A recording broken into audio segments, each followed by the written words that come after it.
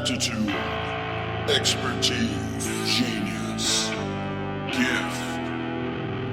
I'm the fucking talent. Hey, what's happening? Mike Schmidt, 40-Year-Old Boy podcast. How was your week? How's your week been? I'm going to tell you right off, I don't know what this show is going to be this week. I'm going to do my best. Because honestly, I'm terrified I'm going to do it wrong. Which is not a good way to function when you're trying to do something creative. But it doesn't even need to be creative this week. It just needs to be me talking and laying down some tracks and talking about what's in my head and in my heart and how I feel. And I won't lie to you, it seems silly to even be like this. And not really silly, but silly. And as I talk more, maybe you'll understand. I'll explain it. Yes, it's Friday. By the way, the show's late because I thought about doing this show one way, and then I had a brilliant idea about doing it a different way, and then that idea has consumed me, and now I look like that fucking meme where the guy's got the string and the Post-it notes and all that shit on the wall, and I'm just trying to figure out how to best build a collage that is necessary.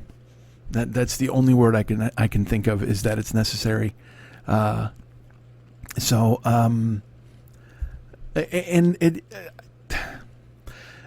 This makes it about me, and I don't want to. And there's different approaches to this too, where it could be a celebration of sorts, and it will be.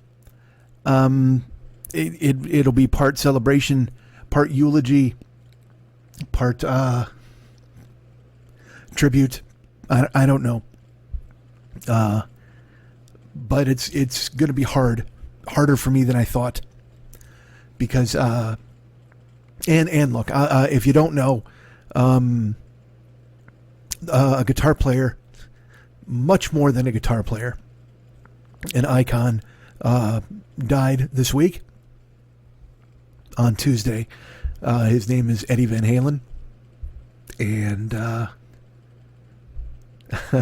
I'm laughing at myself because I didn't think it would be this hard, this fast. And that's what she said. Oh, look at us. Let's get back to jokes.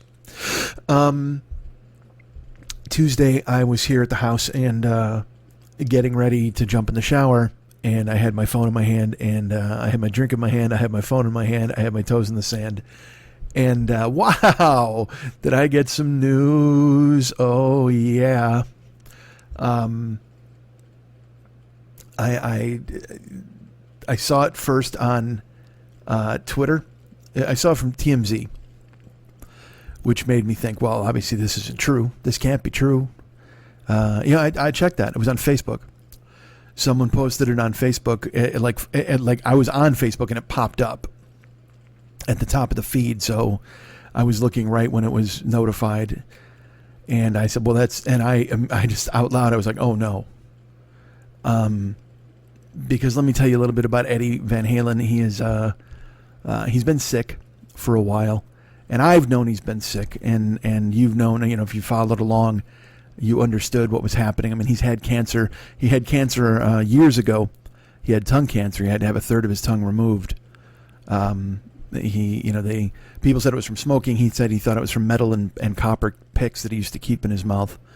And regardless of however it happened, I remember back then being terrified, because then he was way too young. Then he's looking at 42, I think, when he first got it, or 45, or 50. Could have been yesterday. What the fuck do I know off the top of my head?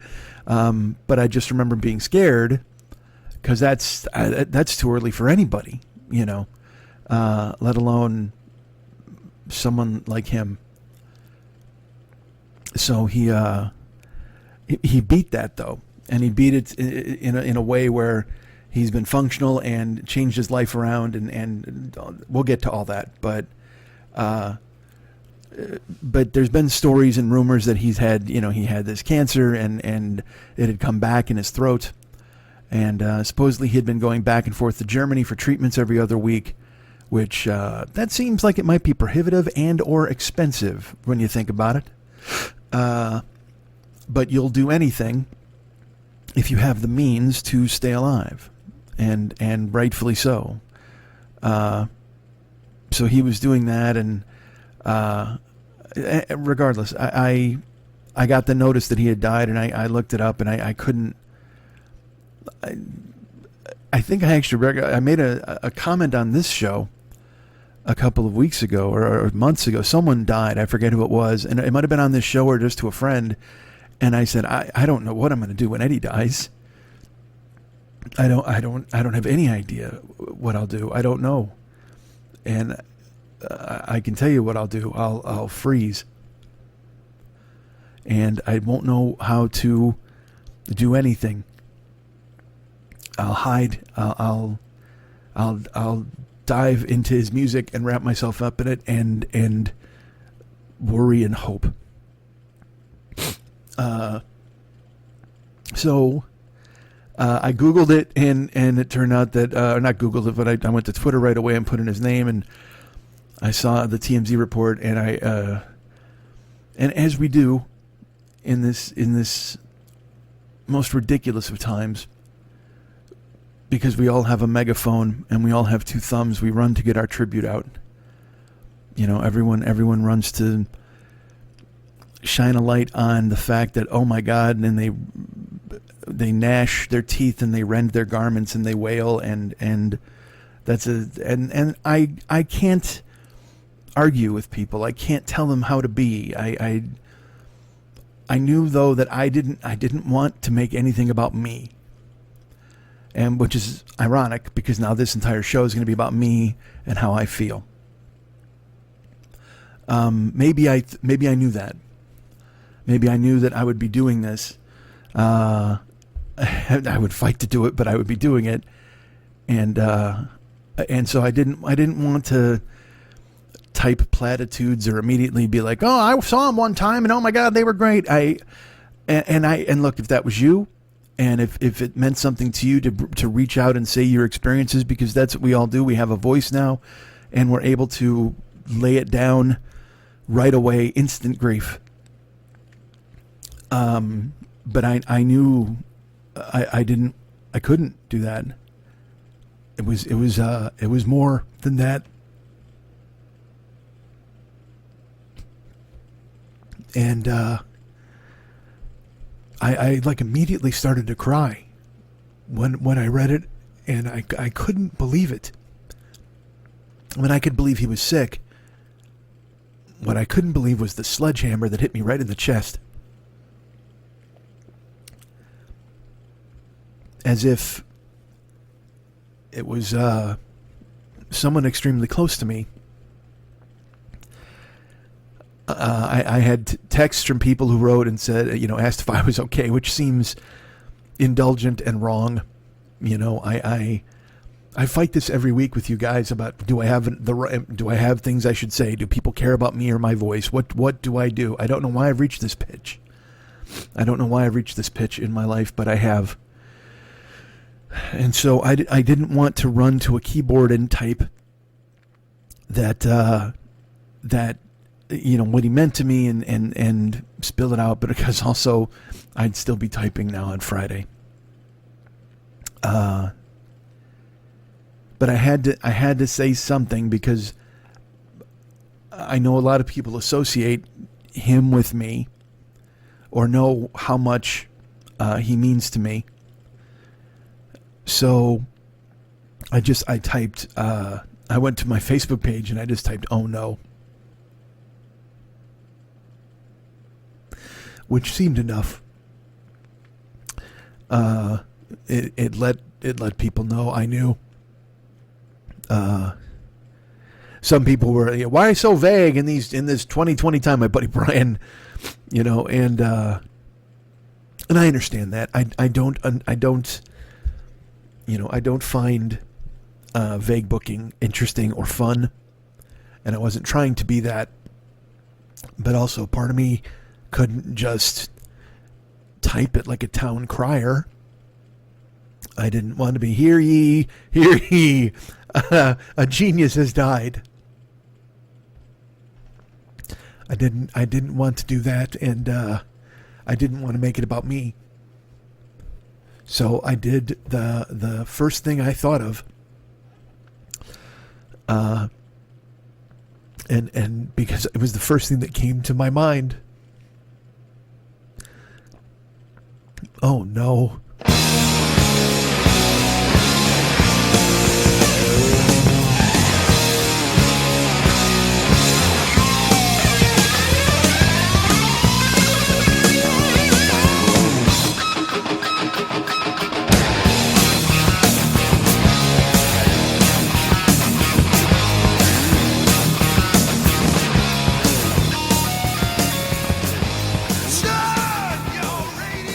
That said everything I needed to say in the moment.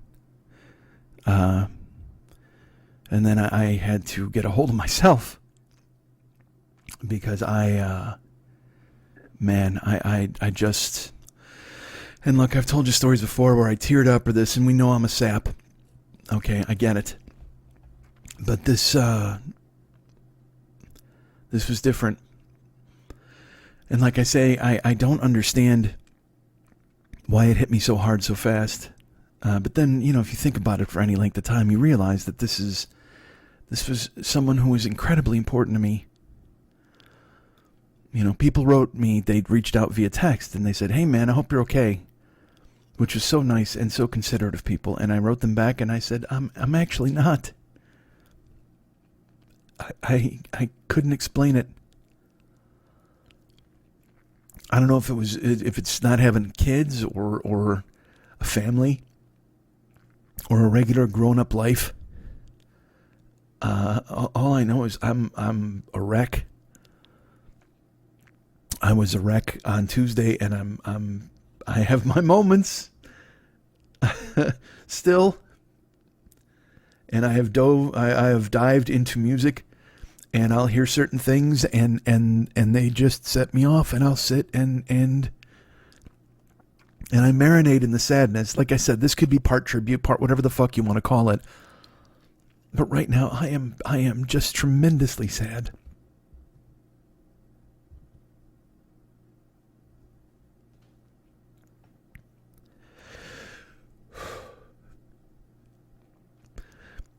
And it seems indulgent to be this sad about something like this during times like these. People have problems all over the world. People are to sound like a total cliche, there are people hungry all over the world. There are people who are homeless and people who are vulnerable and are finding themselves in situations they never thought they would be in. And they're trying to deal with them the best they can. And so it seems almost off-putting for someone like me to come to you and tell you how sad I am over the loss of what some people would just call a rock star. But it's not a rock star who died. He was a rock star without being a rock star. He was a genius, and I loved him. He's been part of my life since 7th grade. You know, I've said that before. I've said the one person you're going to be with for your entire life is you. So you need to make sure that you're good with who that person is, because when it's dark and quiet, that's who you're going to be with. Well, in those moments when the person I spend my entire life with wasn't enough, more often than not, I turned to Eddie. And he helped me make me more in the minute. He helped make me more in the moment than I was. And he reminded me that there was joy in my life. always waiting at the push of a button or the click of a mouse.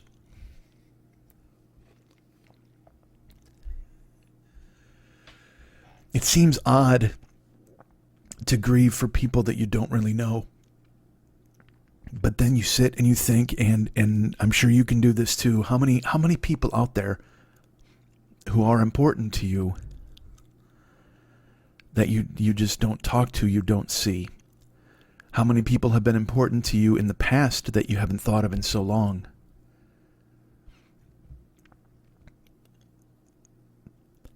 There are people that are important to you that are just part of your everyday life, and they don't even know you exist, and that's okay. That's fine.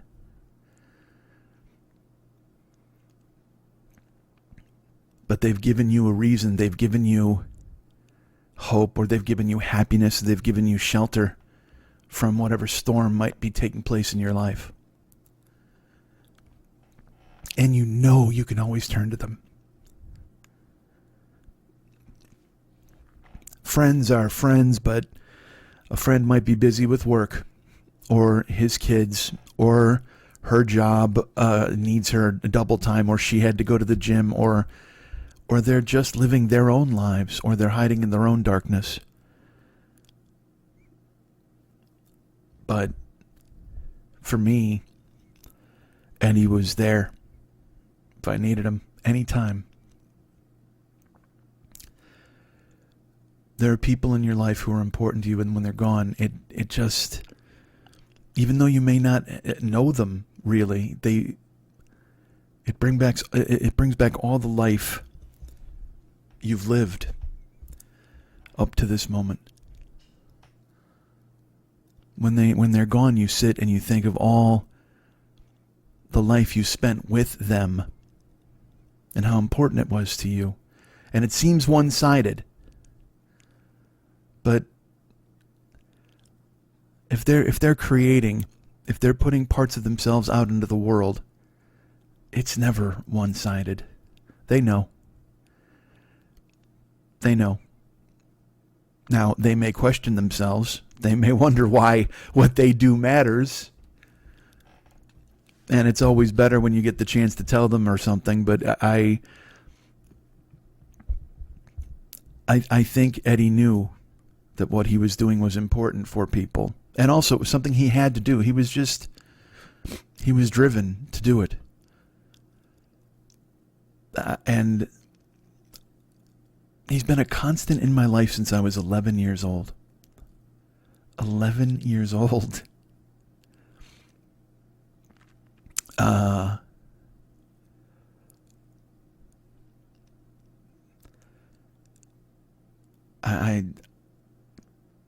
It's shocking to me how sad I am. I didn't think it would. I didn't think, period. It's not like I sat around going, what's Eddie get? What am I going to do when Eddie dies? Oh my God, when Eddie dies. I didn't think about it. I didn't think about losing him. I never thought that in that context, because you know why? Because all he brought to me was joy. All he brought to me was happiness. All he brought to me was hope. Whenever I listened, it was in the context of, David Lee Roth once said they are the official soundtrack of summer parties in parking lots. And they always would be. They made you happy with their music. And that was Edward. I never got into any of the bullshit Van Halen, Van Hagar. I loved both because he was there. It was Eddie. I loved the Cherone album, the fucking Van Halen 3, because it was Eddie. It was him I loved. It was him that made it easy for me when it looked like it was going to be really fucking hard. I wanted him to go solo. I wanted him to just play. I wanted to see him. I would have gone anywhere to see him. I wanted him to do solo stuff like Vi or Satriani. And they would ask him, they'd say, why don't you tour solo? Why don't you do it? And he would always say, nah, I'm in a band.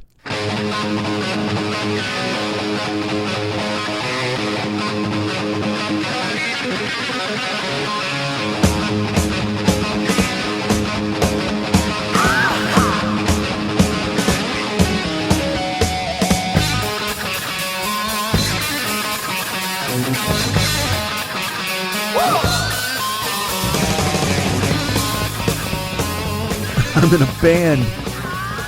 Just the respect I had for that statement alone, that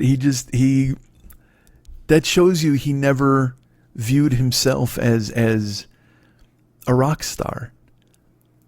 He gigged. You know what I mean? He didn't do these monument. I'm sure he played the fucking US Festival, and sure he played on gigantic stages in huge stadiums.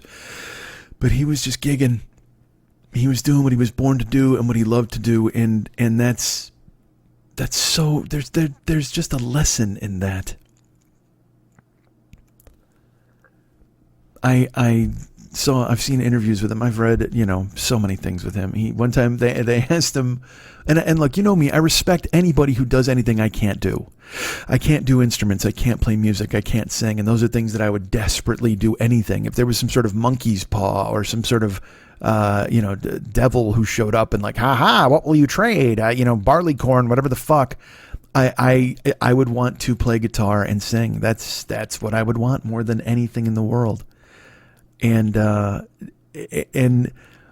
just to be able to express yourself in a way that made other people stare at you with wonderment would be the greatest gift you could ever have.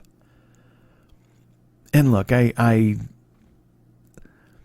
have a different way of expressing myself, and that makes me happy, and certainly I'm satisfied in it. But athletes want to be actors, actors want to be singers, singers want to be athletes. It's everyone has something. I mean, I'm sure out there's some fucking rock star who wanted to be a fireman, but you find your calling and what you're best at and you make it work.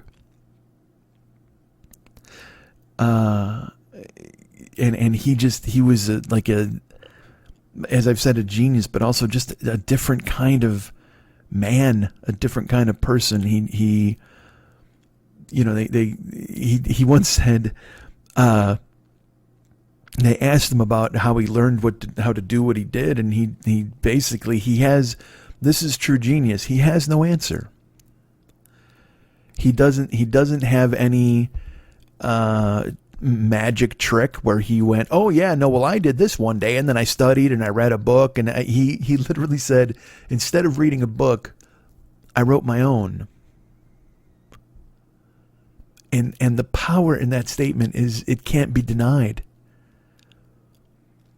He was a kid who came over from Holland to America. He fucking 9 days on a boat with his family, his mom and his dad, and they fucking played in the band on the way over. His dad did, and then his dad would go, hey, why don't you guys play the piano during the dinner break? And he and Alex would play piano. And then they got to sit at the captain's table and have dinner. He tells that story. And they were classically trained in piano. But Eddie, he tells the story that this is a man who was classically trained in piano, who won competitions as a child, and he couldn't read music. He cheated by looking at fingers, his instructor's fingers. He would watch what was played and then he would just play it back. I don't know, is that an autodidact? I think that's what it's called. He would literally observe his teacher and watch him play and then just copy what he did. And it's amazing to me that you could ever have that sort of gift inside of you. And if you do, there's nothing, you can't do anything but that, right? He and Alex, they loved music from the time they were kids because their father was a musician, and they would march around their small, not even a house. When they got here, again, they came from Holland. It was and they lived in a house with, I think, 3 other families. They shared a room and a bed. Alex and his mom and dad and Eddie all in the same bed when they were, he's 8, 9, 10 years old. And they would listen to music, and that was the thing, is he said it had to be loud. If you ever heard anything from Eddie, he's like, it's got to be loud. We like things loud. And he said that he and Alex would march around and bang pots and pans to fucking big band music, like Sousa marches. They were just, music lived inside them. All they had to do was do what they could to let it out. They had to let it out. He just, amazing. He said that they asked him once, like, what is rock and roll, and which is, again, those are those silly questions that fucking guys ask when they're interviewing, because they don't know what do you say? What do you say to a guy who can play like Eddie Van Halen and doesn't know why? He can tell you what he does, but that's like telling a fucking chimp how to make lasagna. I mean, you're just going to be dumbfounded going, oh yeah, oh of course I get that. And vice versa. Conversely, when the genius tries to tell you why he does what he does, that's just Jesus trying to tell you how to join him in the middle of the ocean. Hey, just run out here. It can't be done. Some things can't be explained. And certainly he worked really fucking hard at being who he was, but also it was innate. It was inside of him. It was something that he worked incredibly hard at, but also could do in his sleep. Does that make sense? The reason he worked incredibly hard at it was because he was so driven, and it consumed him because he loved it. He loved music. He loved making music. They asked him what was rock and roll, and he said it's a feeling put out at a high volume. I don't really try to do anything but something interesting and different than the last thing I did. I don't think I always succeed, but I try. He made a career out of putting out feelings at high volume. And all he wanted to be was interesting and different. Money comes, obviously you're happy to make money and you're glad it goes well. And once you can get into the business side of it, he had concerns there. He thought record companies were thieves, and he explains that sometimes, he could go into that part of it too, because even if you love something, if you become this good at it, it can become a business. And then that part can unfortunately stick its head into whatever you're trying to do for joy or you're no longer playing a guitar in a hallway trying to make college girls fuck you. You know what I mean? You're in big business at that point. And yeah, that got to him. But he made music. He said I just play and get into the zone and things come. It's almost as if I can't really claim I've written anything. I'm serious, because I don't really think about it. It lived inside him. And he would sit and he would play, and it would come out, and he would record it, and then he would find it later and he would turn it into fucking more magic. And he was unassuming about it. I've talked many times that if I played one song, if I could play any riff, just say I could play the riff from Ain't Talking About Love, I would put down the guitar and be satisfied forever. I would be like, yeah, look at me. Look what I learned. Meanwhile, he created 10 albums worth of unbelievable power and joy. And he claimed that he just had to. That's why he did it. He fucking had to.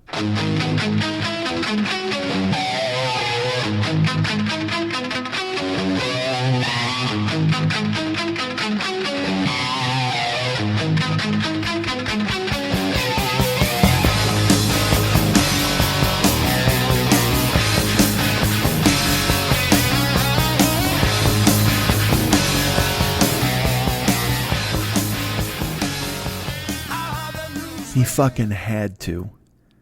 And I'm glad he did. I needed him to. I needed him to do that. As you've heard, I'm adding riffs, and there might be some solos. I've compiled a ton of them. And I don't know. I didn't know what this was to be. I hope it sounds okay. I don't want it to be a weird, crazy quilt of me talking and then all of a sudden, what the fuck is that? I hope it doesn't come off like that. But I wanted to share with you some of my favorite riffs and solos. It was important to me. You know, the solos are all amazing. I mean, his solos that he does, and there's a few I've picked out, a few that I really love. But the riffs, to me, that's extremely important, because he, you know, as a lead player, certainly he was amazing. But the thing that was even more incredible about him was they just filled the fucking space. It's a 3-piece band. It's guitar, bass, and drums. And it still was a wall of sound that crushed your fucking chest. Even in the back of the arena, you could feel your hair blow back. They wanted to be fucking loud.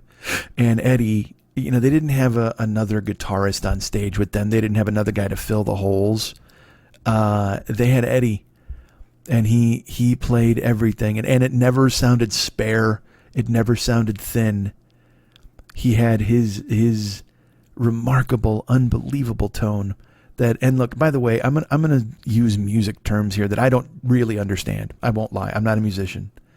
I'm speaking from a semi-informed position, because I've read a lot of things and I know some jargon and lingo. But please don't think I'm proclaiming myself some kind of guitar expert, because I'm not.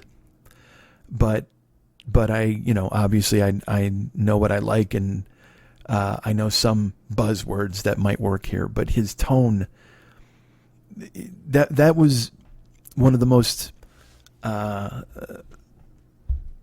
perfect things about Van Halen, was you knew always that it was Van Halen. It didn't matter when you heard it, where you heard it. If you were hearing it for the first time ever, you knew, because Alex's snare drum sound and his drum sound, period, the cymbals, but also that snare, dude, and Eddie. It didn't matter what, one strum, and you went, oh, that's Eddie. That's Eddie's guitar. And it was like that whether he appeared on Letterman, whether he appeared on stage on Saturday Night Live, whether he was with his own band, whether he was on Brian May's fucking Starfleet project. It didn't matter. You heard it and you went, oh, that's Eddie. There's Eddie. And that's amazing. Think of all the people who play guitar. Think of all the styles of guitar. Think of everything you've ever loved by anyone who's ever played guitar. And then think of Eddie Van Halen and the fact that the second you heard a note, you knew it was him. Crazy. Probably that's what grabbed me as a kid. You know, hearing him, Van Halen was the first band that was mine. That, you know, when I was a kid, I loved Elvis and I loved Motown through my mom. You know, that's the stuff she listened to. And then I found 70s AM radio when I was probably like 7, 6, you know, that kind of thing. We played my mom's records and stuff, and then we'd play the radio in the car or the radio in the house. And then, you know, once it got to be, I was 10, 9, actually 9, yeah, 9, because Rock and Roll Over, we found Kiss, Kiss Alive and Kiss, and we would lip sync that. And I say we because it was me and my brother, Lenny. This is how we found Kiss, and all right, we liked them and we liked Elvis and we did these things. And, in 1979, we moved to Bolingbrook. We lived in Chicago, and then we moved in Romeoville. We were all about Kiss. We went as Kiss on Halloween. We put on a fake Kiss concert in the backyard with makeup and Trichem sweatshirts. I mean, that was our band. That was our that's who we loved. But then we also started, once we moved to Bolingbrook, as we were getting a little older. I was 10, I was 11, and the Loop became a radio station to listen to, and they played rock music. And you would listen, and we started to hear bands like, you know, REO Speedwagon and stuff, and that was being introduced to us. Boston, you know, you'd hear those that I call it Midwest rock, even though it's just generally rock, but it's those bands that to this day can still sell out a 3,000 seat arena in the Midwest, because the nostalgia runs deep. People love them so much, you know, and people love that style of music. So we moved to Bolingbrook, and we would listen to FM radio, and I you know what? The first time I ever remember hearing about Van Halen was I was in BJ Ward, which was middle school, and there was a guy, a kid named Andy Chart, and he had the Van Halen logo drawn on his notebook. That was the first place I saw it. And I was like, what's that? And he said, it's Van Halen, dumbass. You know, basically, like, because I didn't know. At this point, we're looking at, it's got to be 78. Okay. 79, you know. And I'm like, oh, okay. And I'm like, oh, of course, I knew that, you know. And people would talk at lunch, and I didn't want to sound stupid. So I'm like, yeah, they would be like, who's your favorite band? I'd be like, Van Halen. Like, they were my favorite band before I heard them. How crazy is that, right? They were my favorite band before I heard them. And then we were out on my block, and we went to, there was this kid named Dave Sheehan, and he was a high school kid, but he hung out with us. He was kind of a mentor / bad influence in my neighborhood, and I went to his house, and we were flipping through his albums, and I saw Van Halen 2. And I didn't know anything about them. And like I said, other than the fucking logo, because I saw it when I'm flipping, I see it on the cover of the album, and I know it's from all the notebooks I saw. And I go, oh yeah, Van Halen. And Dave's like, you like Van Halen? Like, oh yeah, I love him. Can I borrow this album? And he said, sure. And I took home Van Halen 2 and listened to it. And, played it from the beginning. And so the first thing I ever heard was You're No Good. And I was like, wait a minute, this is... like I knew what it was because it was a fucking Linda Ronstadt song, and I'm like, wait a second, this is I know what this is. But it seems strange because I'm like, I don't, this is what everybody's drawing on their notebooks. And then the next song I heard was Dance the Night Away. And I sat there, and I mentioned that I had found 70s AM radio, so I loved pop music already, but I didn't know it at the time. I just knew that that's what I gravitated to because that was AM radio, and 3-minute pop songs has been the foundation of the music that I love since. And I have to say that Dance the Night Away went a really long way toward immediately, because it's, you know what? It sounds like 70s AM radio, but done through the eyes of a genius.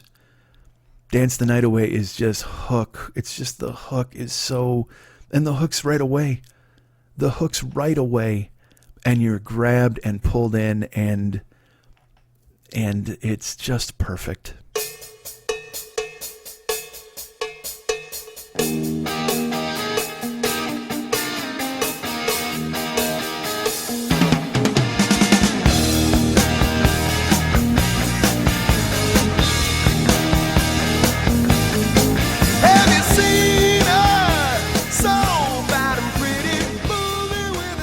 I sat transfixed by the rest of the album. The next song is Somebody Get Me a Doctor, which I later on I listened to the album, and there was stuff going on that I had never heard before. I didn't know what was happening, but I loved it. His guitar, just the sound drew me in and grabbed me and wouldn't let me go. And to this day, Van Halen 2, because it was the first one I heard, it means, it means more to me than Van Halen 1. I won't lie. I just, and I sat one time, this is funny, I'll tell you this. I mean, and I've told this story, but I had a friend named Rich Balsitas, have a friend named Rich Balsitas. He reached out to me this week. And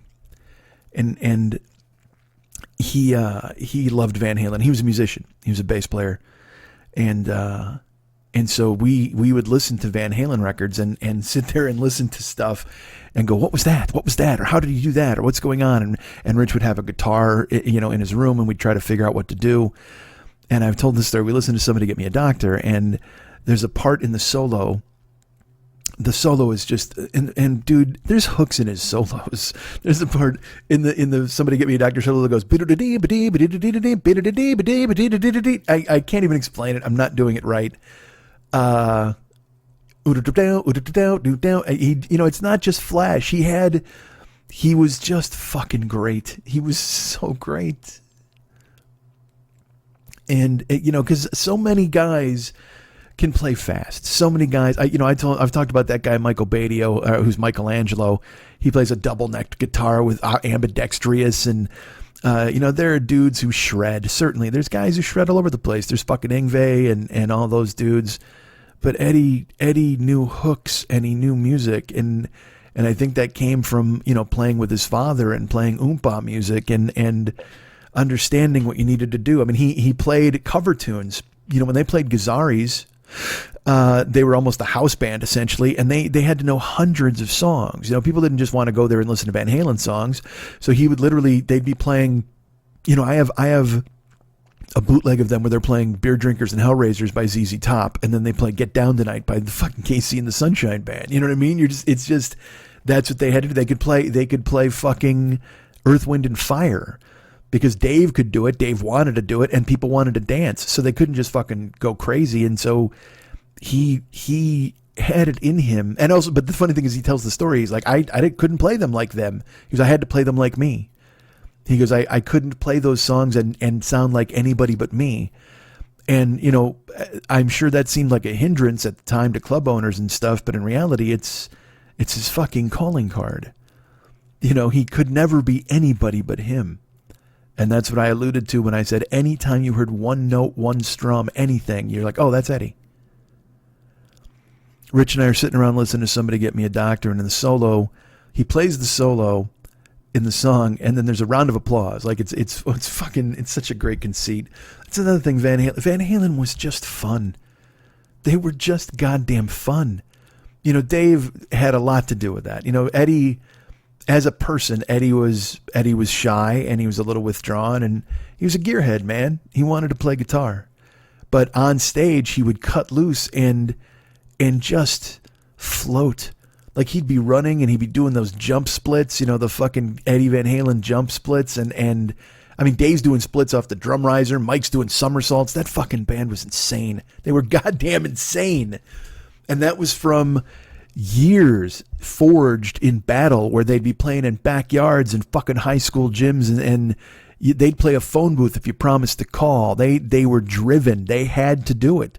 There was nothing else they could do. And they would just crush it, man. They would play everywhere and anywhere, and they were. Eddie was just fun on stage. Dave was fun. They were so tight.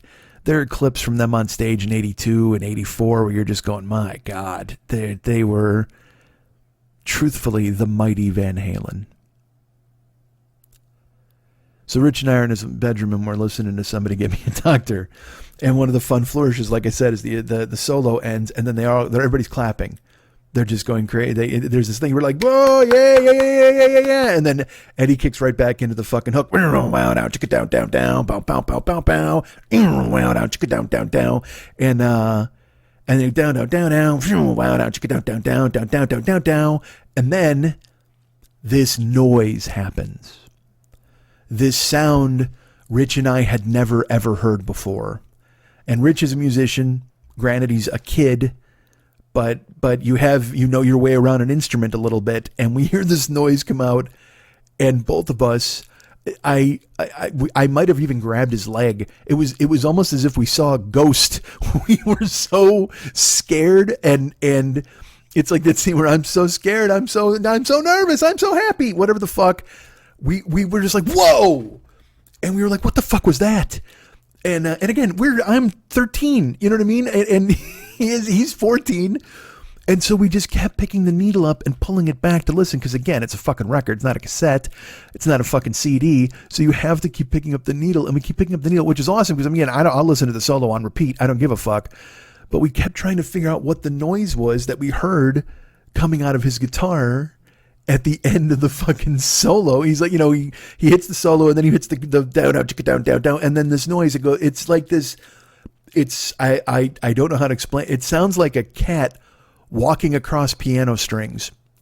Does that make any sense? It sounded like it was from space. It was nothing we had, and we had heard Eruption. Okay, we had heard Eruption, and still We were like, what the fuck was that? And we kept listening to it over and over and over and over and rewinding it and over.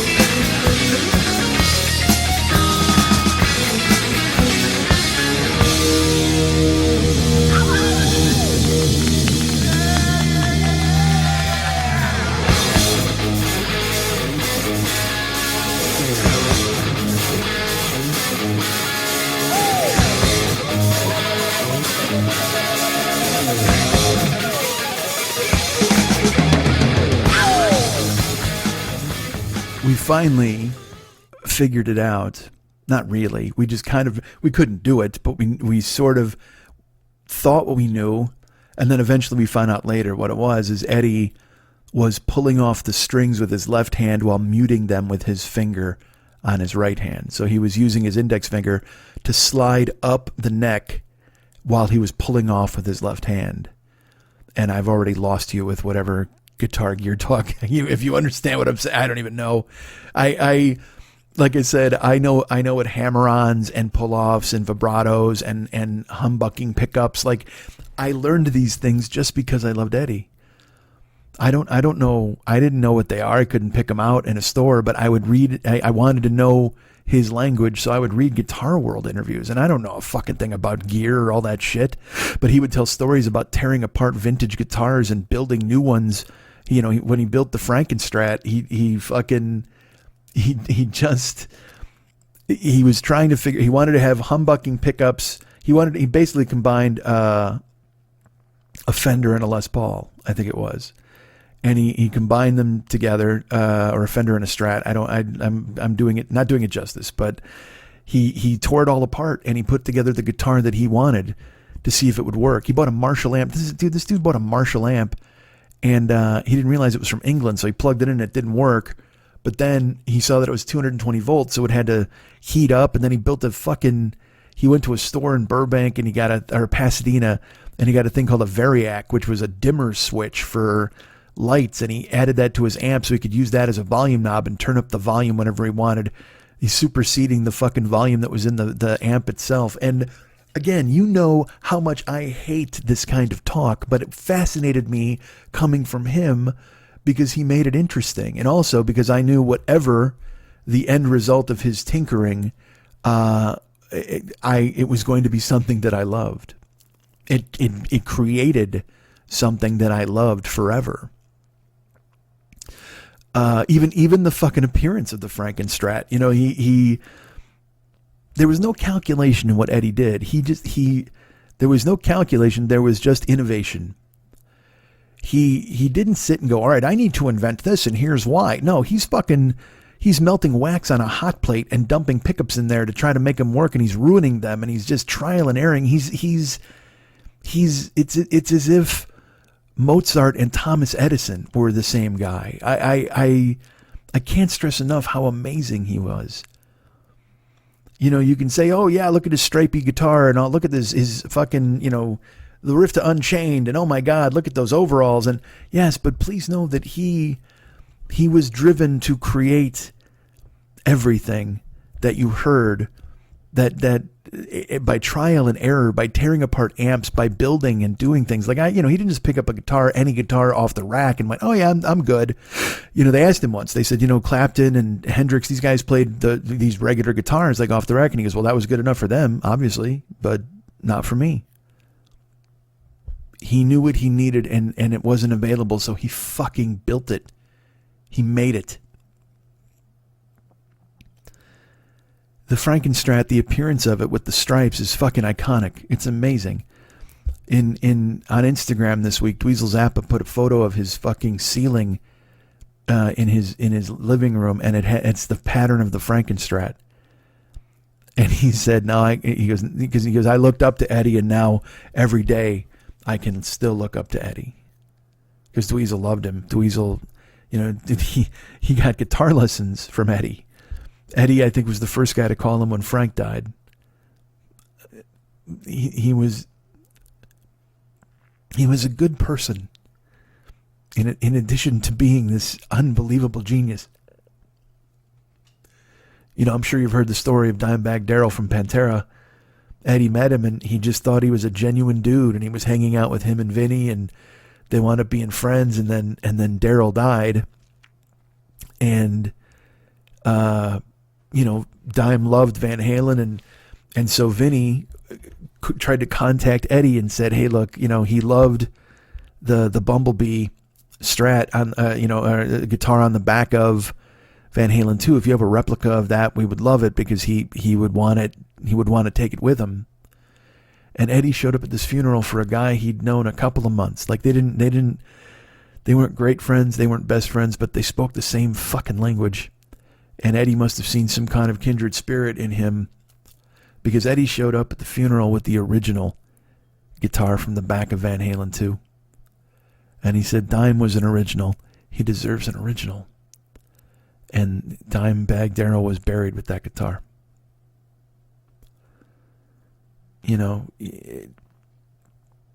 Just from all appearances that I can see, a good man, in addition to just being this fucking space alien sent to Earth to show us what it means to be talented.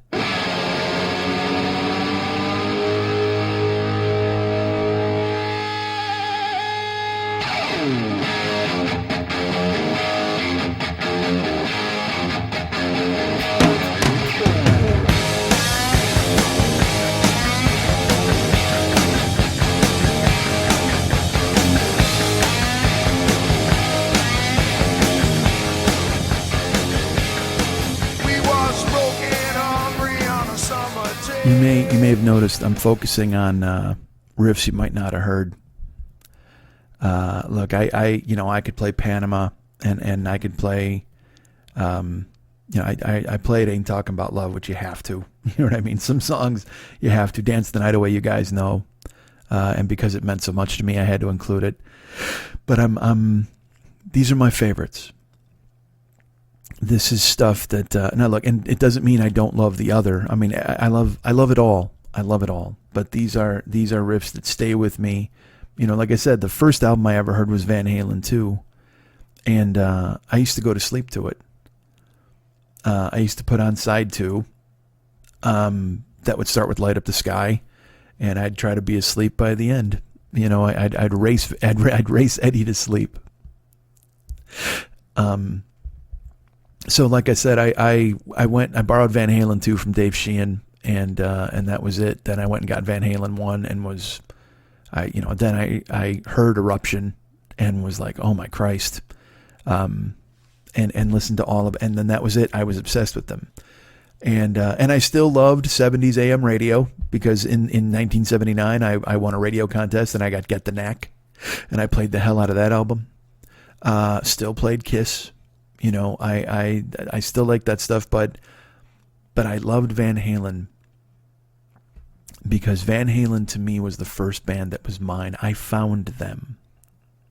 I found them through Andy Chart's notebook, through discussions in the lunchroom, through Dave Sheehan's record collection. I found them. And Lenny loves Van Halen too, and I don't know what he would consider his moment of discovery. He may love them as much as I do.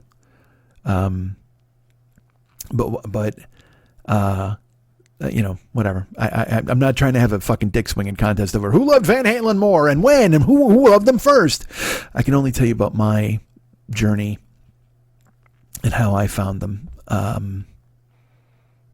listened and I wanted to see them so bad. Jesus, did I want to see them. And then Lenny and I were going to go to the Fair Warning tour, which came along. Now, Fair Warning comes out. Well, first of all right, so Van Halen 2, and then Women and Children First comes out. And Women and Children First has Everybody Wants Some, of course. And then it has the the well, I can't. I'm sorry, my brain hurts right now. I can't believe it's at it. Oh, it opens with "And the Cradle Will Rock." Okay, and those are again riffs that I could bring you, but you know them, and those became staples of the radio stuff that we listened to. We went and got the album, and I loved the album cover because they were all like fucking grabbing one another and just fucking this pile of Van Halen, and I listened to that album too and loved it, and there were songs. That album closes with a song called "In a Simple Rhyme," and it's gorgeous. It's a beautiful. It's got an opening piece. Well, I'll play. Fuck it, I'll play it. I'll play the opening piece for you, and it's just another riff that needs to be heard from Eddie. It's so good. And then there's also a song called "Fools," which these are. Again, "And the Cradle Will Rock," Everybody Wants Them, because they're great. That fucking the drum fucking thing, which then goes on to be in Better Off Dead, which becomes iconic. And it's and a lot of Dave's personality is imprinted on both of those songs. Have you seen Junior's Grades? I love the way the stockings. I love the way the line runs up the back of the stockings. Like that was why they were so amazing. The combination of Dave doing his ridiculous triple knickerbocker twist with a smile, Jim Dandy stuff, and then Eddie holding it down. And they were a band that everyone could love. They were a band that just regular meathead rock dudes could love. They were a band that gearheads could love. They were a band that the girls loved. Van Halen music just sounds like a bikini. It does. It just sounds like you're instantly transported to a beach, a barbecue, a bikini, and beer. 4 Bs, the killer bees of Van Halen. It just sounds like you're playing volleyball in the sun. I don't know how to explain it. His music is, because it's, it's relentless. It just comes at you. It's not in an Yngwie way, where you're just overwhelmed and swarmed under by notes, but more in, he was playing color. He was playing light. He was playing a smile, like it just a grin. And also that's the thing, is also he was beautiful. He was just a beautiful man. I mean, that gorgeous smile, and then the hair, and he looked like a god. And he just made you happy. They made you happy with what they did. Dave made you happy with his nonsense, and then Eddie was there to hold it down with brilliance. Nonsense and brilliance. Can you ask for a better combination than that? You probably can't. And so I'd listen to Women and Children first, and to me, like I said, there's no doubt those 2 songs that I mentioned are amazing. But In a Simple Rhyme has this opening riff. It's crazy how beautiful it is.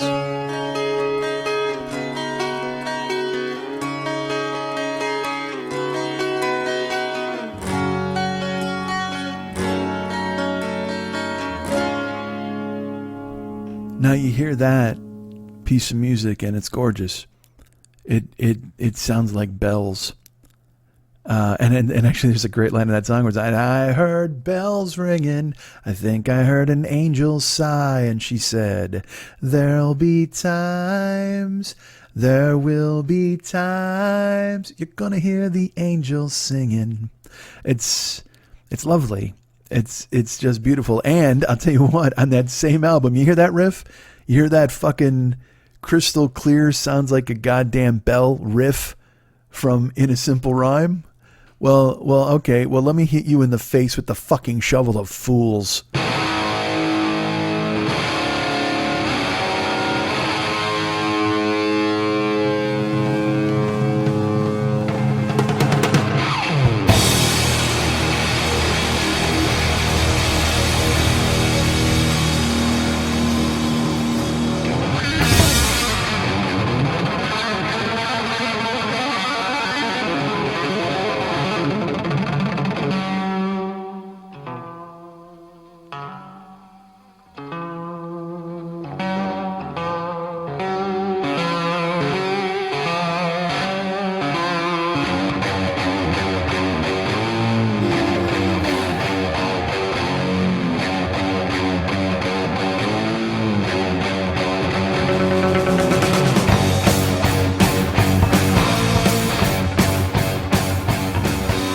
same fucking guy did both of those on the same fucking album, baby. And literally separated by 5 tracks. Just a fucking miracle. And because he had it all in him, you know, he had muscle, he had beauty, he had anything you wanted to bring. He just killed it. There's another, you know what? Fuck it. There's another song on Women and Children First. I know. Van Halen could end a song like nobody else. The way they're on stage and on record, they would end songs with it's like doom doom doom doom doom doom doom, like these unbelievable endings. They didn't fade out. Like very very rarely did they fade out. I'm gonna play another song later where they fade out, maybe 2, who knows? But they just would end with these aggressive endings. He knew what to do, and that's how they handled it.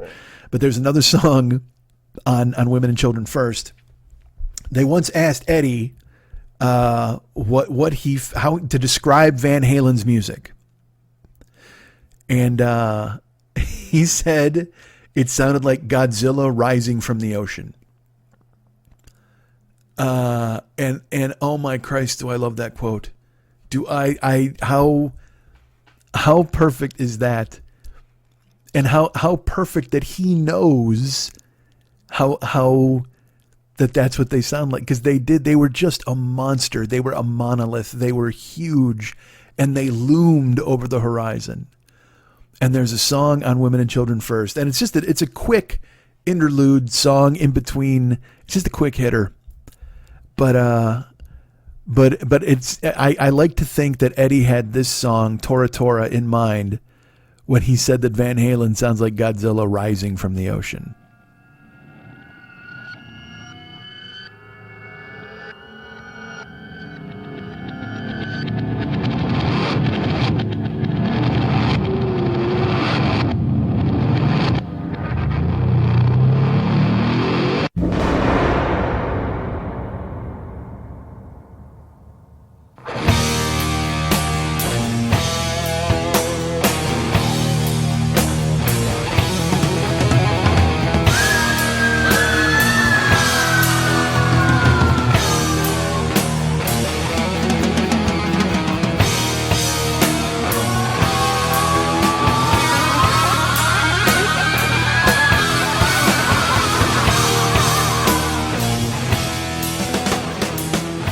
And again, just the goofy screams. Just, like I said, fun. They fucking had fun. So Women and Children First comes out. We listen to that. I listened to it to death. And then Fair Warning comes out in 1981. And that's my favorite album of all time. Any music, any genre, any band.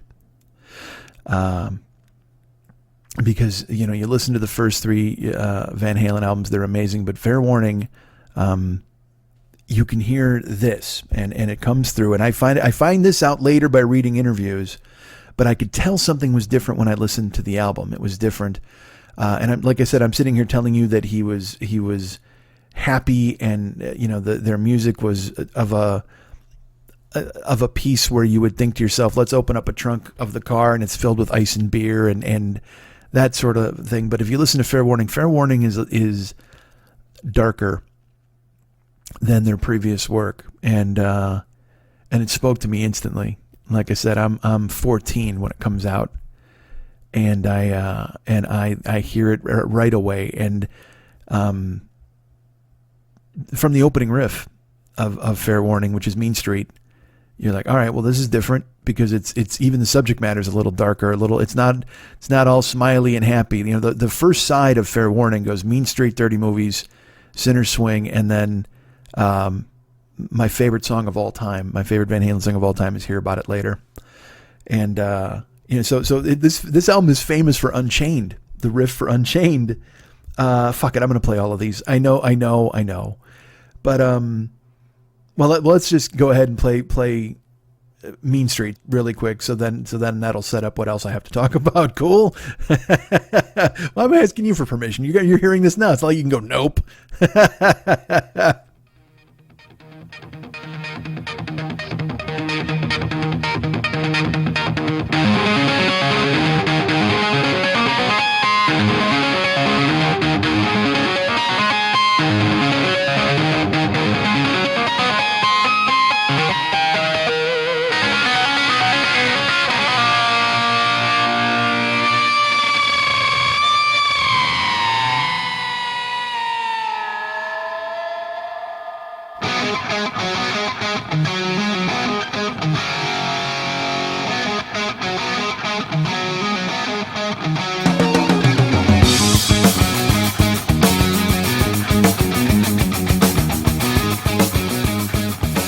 mean, this is the opening riff of the album. So it announces itself very aggressively from the jump. And the words in that song are, there's a piece where Dave says, "See, a gun is real easy in this desperate part of town. Turns you from hunted into hunter. Go and hunt somebody down. Hey, wait a minute. Somebody said, fair warning, Lord, strike that poor boy down." And then Eddie goes, whew, this he up the neck. It's just fucking mean, man, and aggressive. And you can hear it from right from the beginning. The opening note of this album is so aggressive. And I find out later in reading that there was turmoil in the band, that basically Eddie wanted to fire Dave. Like he was fed up with him at this point for whatever reason. And he had planned on doing this album with different lead singers for every track. Like he had already reached out to Pete Townsend and to Phil Collins, and he was going to have each of them sing lead on a different song on the album. He would have had a different lead singer for every single song. And which leads me to wonder how Phil Collins would have tackled Mean Street, which is fucking insane. And to hear Pete Townsend do Unchained would have been out of my fucking mind listening to that.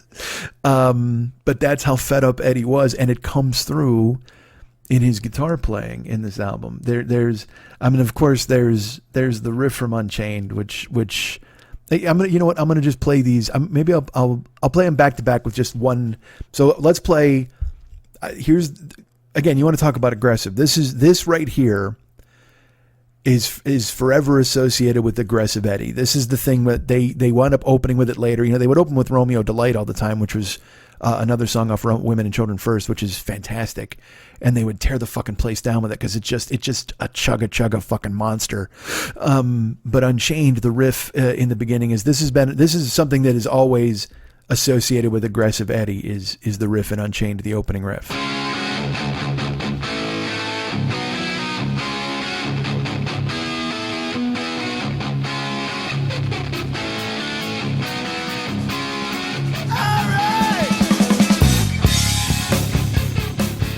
You see, I mean, it's just, it grabs you right by the fucking shirt collar. It's just dirty, you know what I mean? Kind of fuzzy, and it just doesn't sound, it's not as clean as most of his other stuff. There's an effect obviously on it, and then it has that,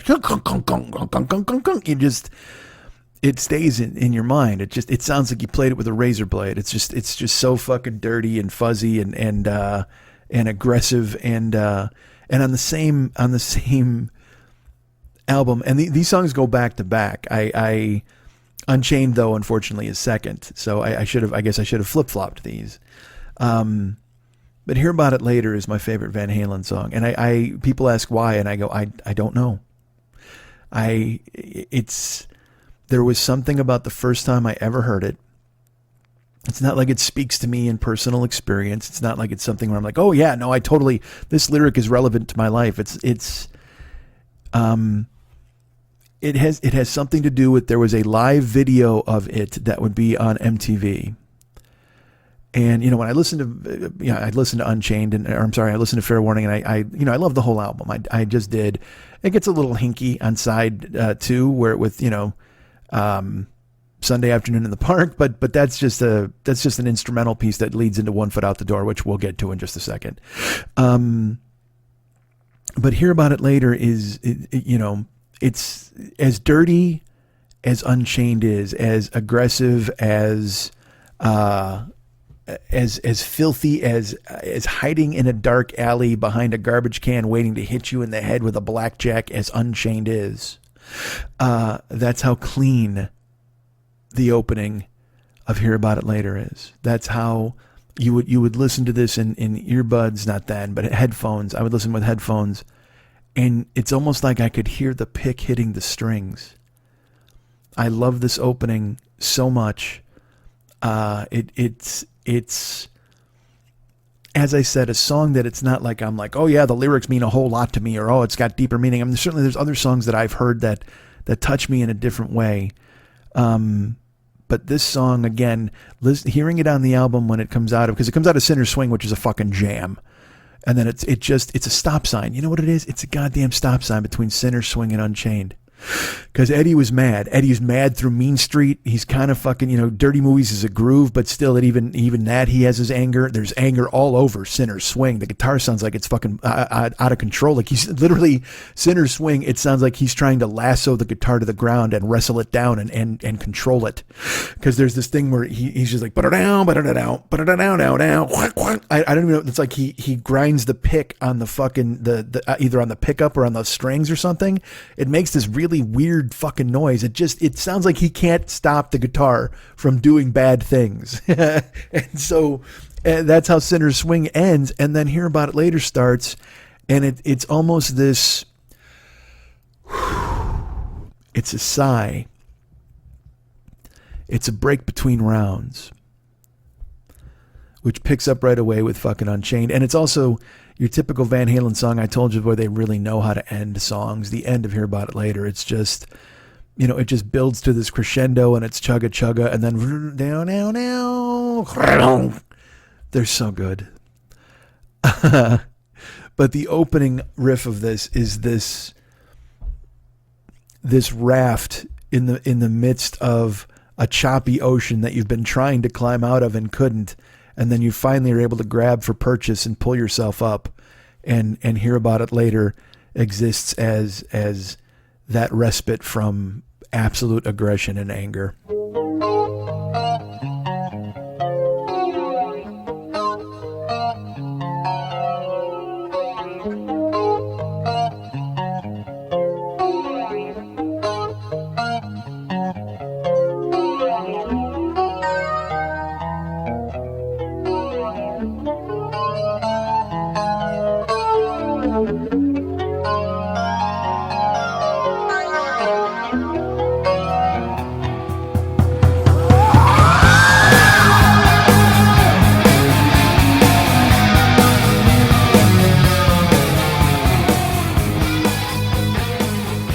And I don't underestimate the live video as being a way to sell me on that song, because they just looked incredible on stage. Dave looked like what I thought a man should look like to be loved by girls. I was, again, 13, 14 at the time. 14, actually. And Dave's wearing these fucking skin-tight white fucking spandex pants, and his mane of hair is... Go watch those videos. Go see the Unchained live video from Oakland and the Hear About It Later live video from Oakland, and just look at Eddie destroying. And so Hear About It Later opens with that little clean riff you just heard, and the video opens with the big Van Halen lights behind them, the logo. And let's talk about the logo. I mentioned that's what grabbed me when I saw it on Andy's fucking notebook, and it's just the best logo in the history of rock and roll. Fight me. And I you know what, I'll be honest with you, I hate the fact that Weezer's fucking around with it, and I know he's doing it as a tribute. If you listen to their last album, there's 2 songs that basically sound like, hey, let's write songs that sound like Eddie Van Halen. I mean, it's crazy. I don't know if Rivers is just as infatuated as I am with Eddie or what, but boy, oh boy, it is... I have to admit, it makes me a little angry that they've appropriated the Van Halen logo and made the Weezer logo look... whatever, fucking who cares? It's...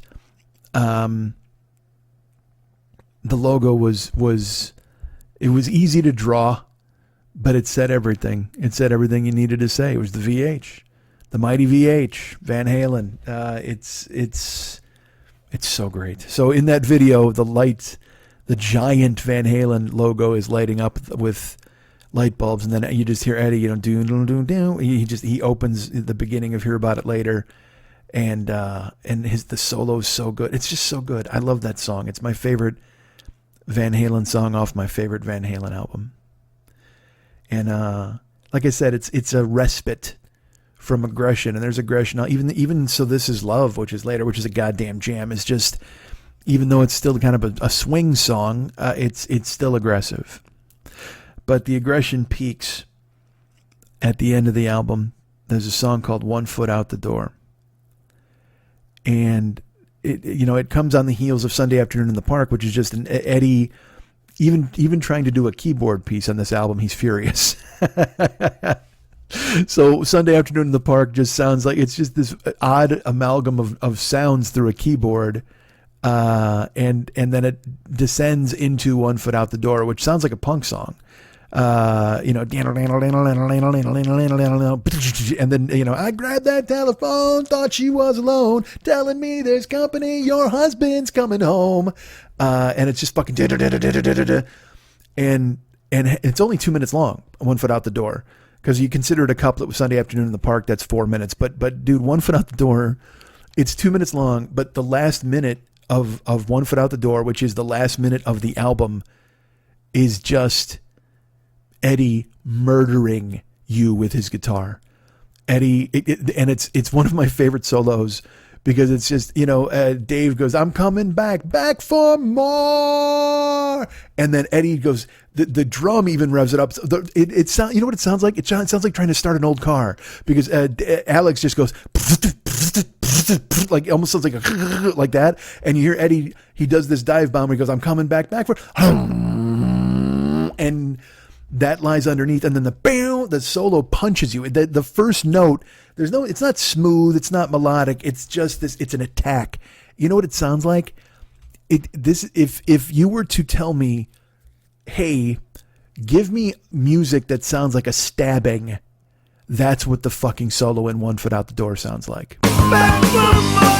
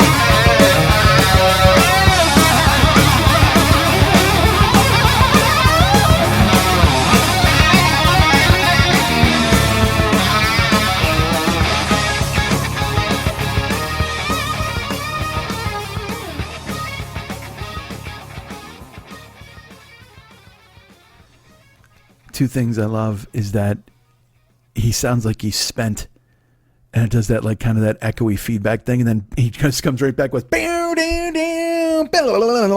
you're just like, oh, I guess he's still mad. This guy's still fucking pissed. And I also love the fact that he just plays it into oblivion. Even on the fade, you can hear he's still fucking destroying, and then it grabs that hook. This is another thing. It's anger, and it's just it's all over the place, but then it composes itself at the end where it's because it's lost control. Clearly, it's lost control for the first 35 seconds of the solo, 35, 40, and then there's that, and then it composes itself, and then on the way out it goes,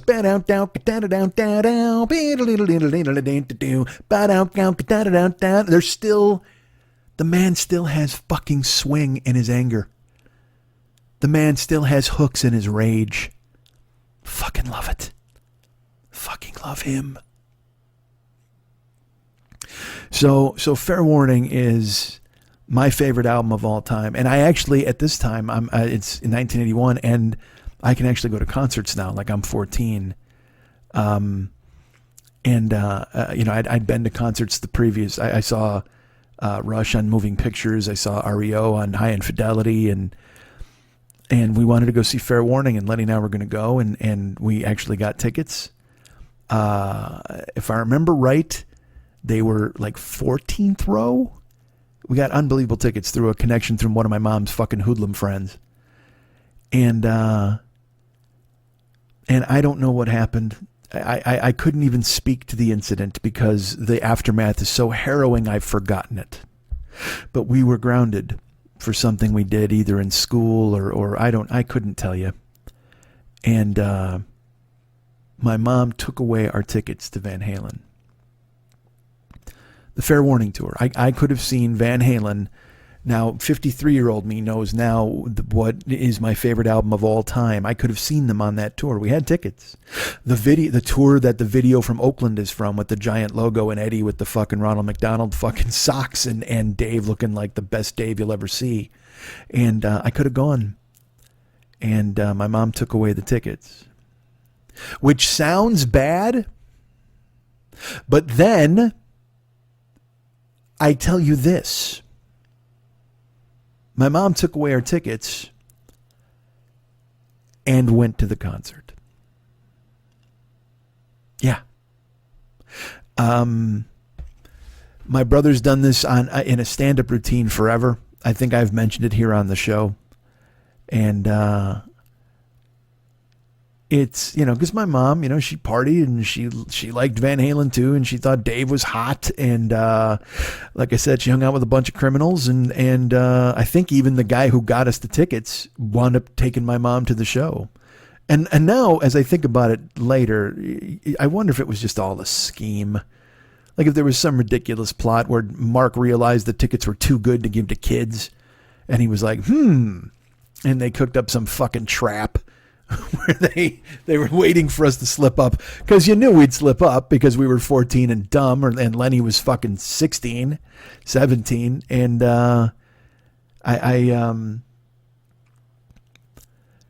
again, it's a funny anecdote and it's a fun story to tell, but at the same time, I won't lie. I'm still fucking pissed off about it. Pissed off like you wouldn't fucking believe, because that would have been the tour of my life. That would have been amazing. But she had a fantastic time. So that's the most important thing. Then after Fair Warning, they put out Diver Down, which is an album that is rushed because the tension between Eddie and Dave is probably still just as bad as it was on Fair Warning, because Dave would do this thing where at the end of the Fair Warning tour, he disappears with the Jungle Studs. That's a real thing. Like he would have these friends and they just go into the fucking jungle and they disappear without fucking any way to contact them for a month.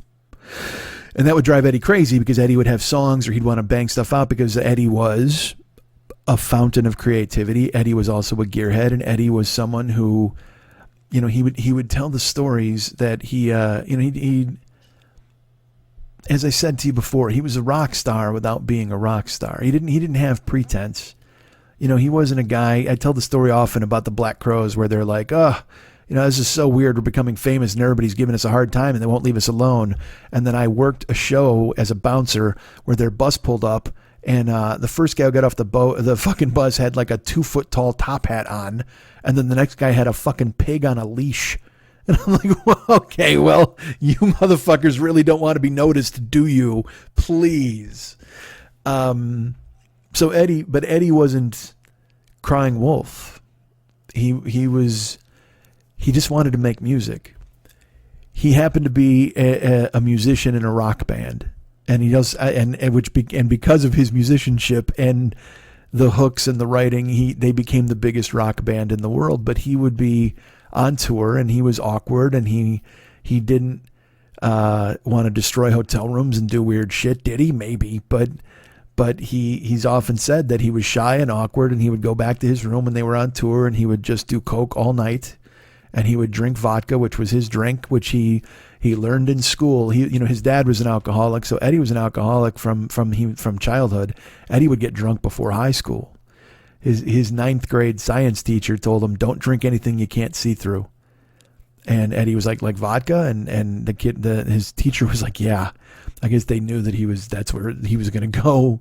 So vodka became his drink, and so he would literally go to his room and he would do coke and he would drink vodka while he played. He would play guitar into a recorder until he wouldn't even think about it.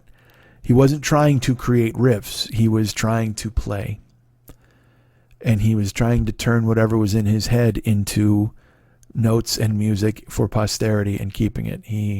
Even off the road, when they weren't touring, he stayed home. He'd go out to shows occasionally, but he would play he built 5150 as a fuck you to Ted Templeman. And he would play in his home studio with Alex, who was his best friend since birth, his older brother.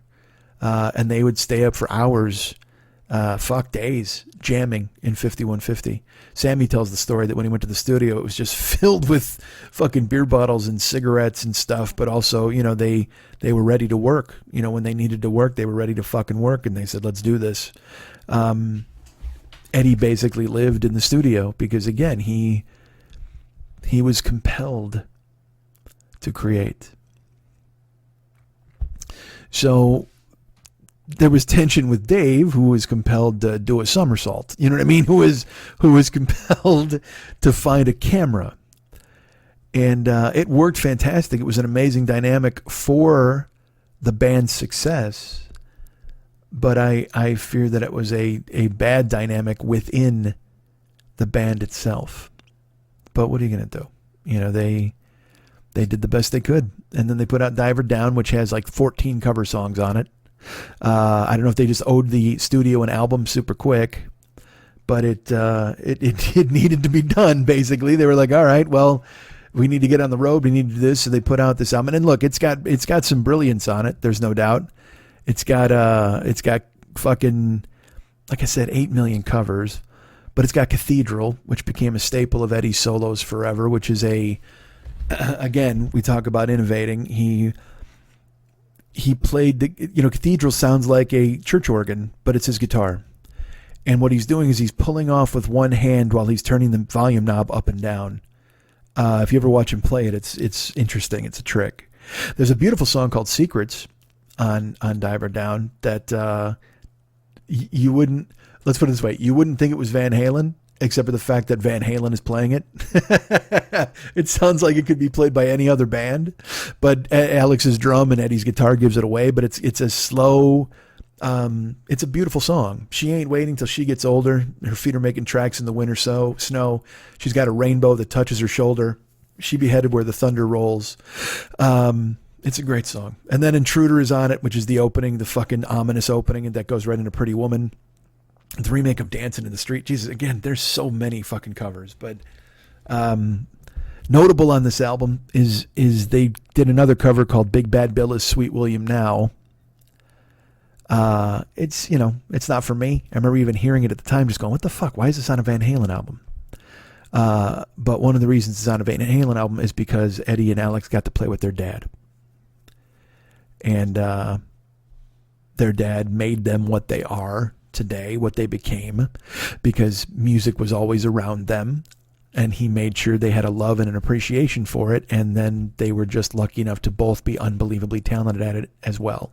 Now, they had years of training on the piano, but they didn't have any training on the drums and the guitar. And there's the famous story where Eddie wanted to play drums, and they got Alex a flamenco guitar, and Eddie was out delivering papers to try to buy a drum set, and then he would come home and Eddie would be delivering papers because he wanted to buy gear, and he would come home and Alex would be playing his drums, and he was pissed. He was mad. And then finally he's like, well, fuck you, I guess I'll play your guitar.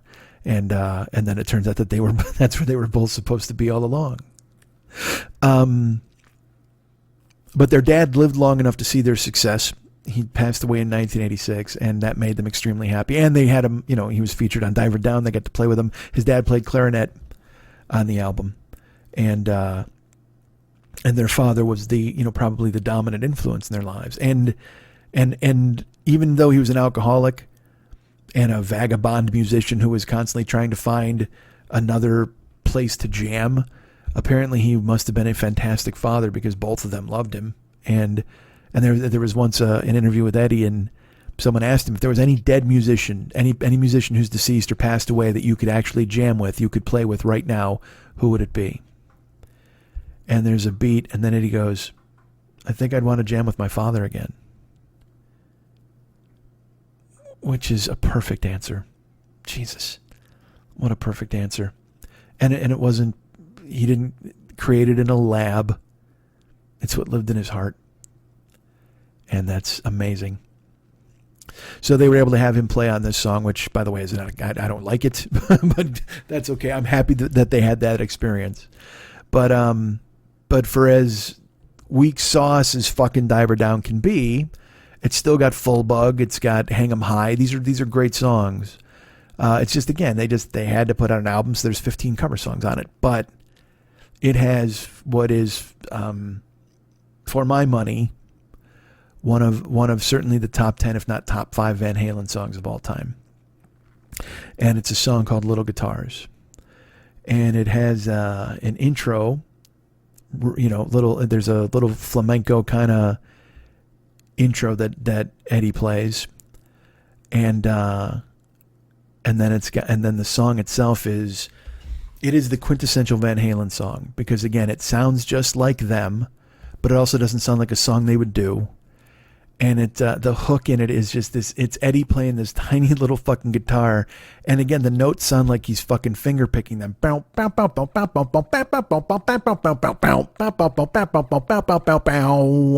It's, and Dave sings. I know that sounds weird, but Dave's not yelling, like he with the wah, the screams and stuff. He sings this, even the first line you hear, it's different, because Dave goes, "Senorita, I'm in trouble again and I can't get free." And then the background vocal, "Senorita." It's Mike and Eddie. That was a secret weapon of the band, was the vocals. The background vocals was always something that jumped out at you, that always did something, stayed with you. It sounded like nobody else. They've never sounded like anybody else.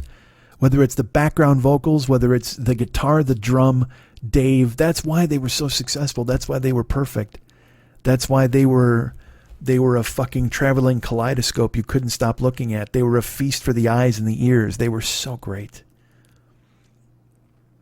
And little guitars, it has the intro and I gotta be, all right, look, I couldn't decide whether to play the intro for you or to play the opening of the actual song.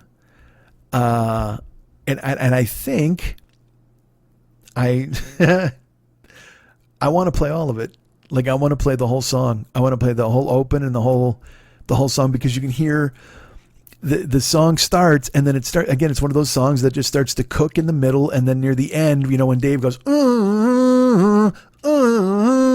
and they're running, that's just, there's a clip from 1982. We're on the road for Diver Down, and they're playing the song, and they hit this groove, and they just start running back and forth, and it's so joyful.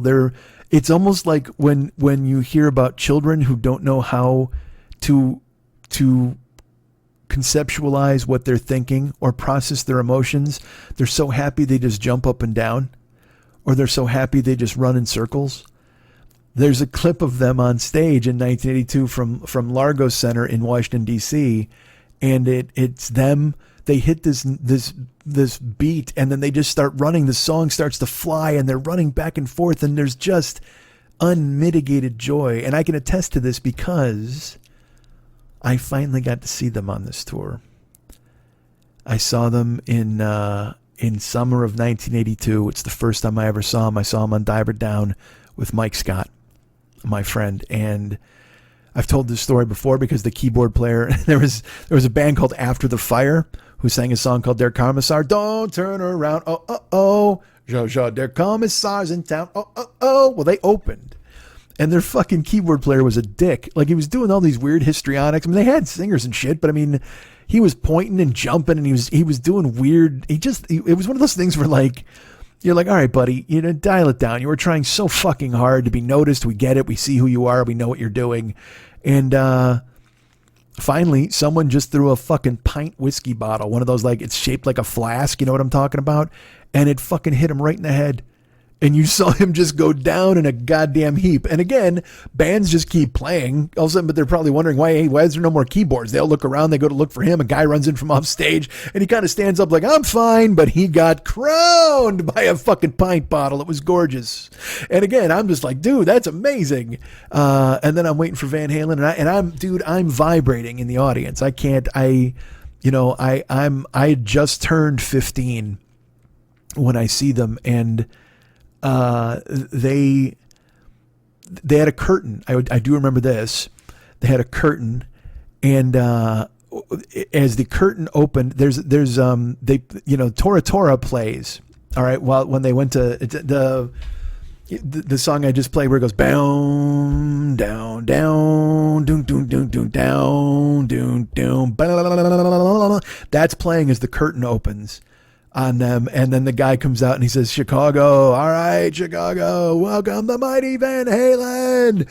And Eddie, he's there with the spotlight, and they open with Romeo Delight, and it's tapping on the neck, and it's down,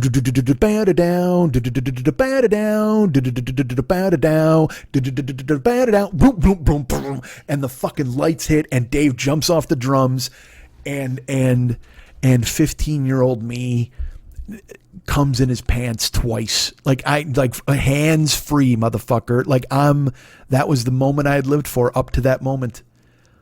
And they play Romeo Delight, and they tear the place apart, and then they fucking immediately go into Unchained, and then the drum solo, which that didn't make a lot of sense to me. Do I kill your momentum? You should go with 3 hard out of the box. But Dave walking around and drinking whiskey. They played the Full Bug after that, then Running with the Devil, then Jamie's Crying, which is a song that I would have, I don't think I even talked much about Van Halen 1. After I've got Van Halen 2, I went back and listened to Van Halen 1, and I played a couple of riffs from I'm the One and On Fire here earlier in the show, because those are, you the others, you know what I mean? There's so many riffs that I'm trying to bring in stuff that I love. But Jamie's Crying is my favorite song off Van Halen 1. It's even more than Ain't Talking About Love. It's just because that they stand out. You hear how different they are.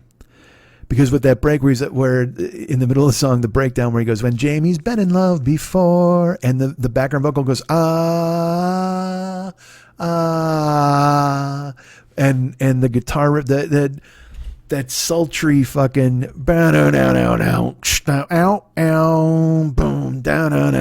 it's just, man, it's gorgeous. So they play Jamie's Crying, and then they go into in the UIC Pavilion on the Diver Down tour in August of 1982. They do Little Guitars, and I saw them tear the place apart. Same thing where they hit the note. That's why I'm talking about the clip from Largo online if you can find it, Largo DC, whatever the fuck.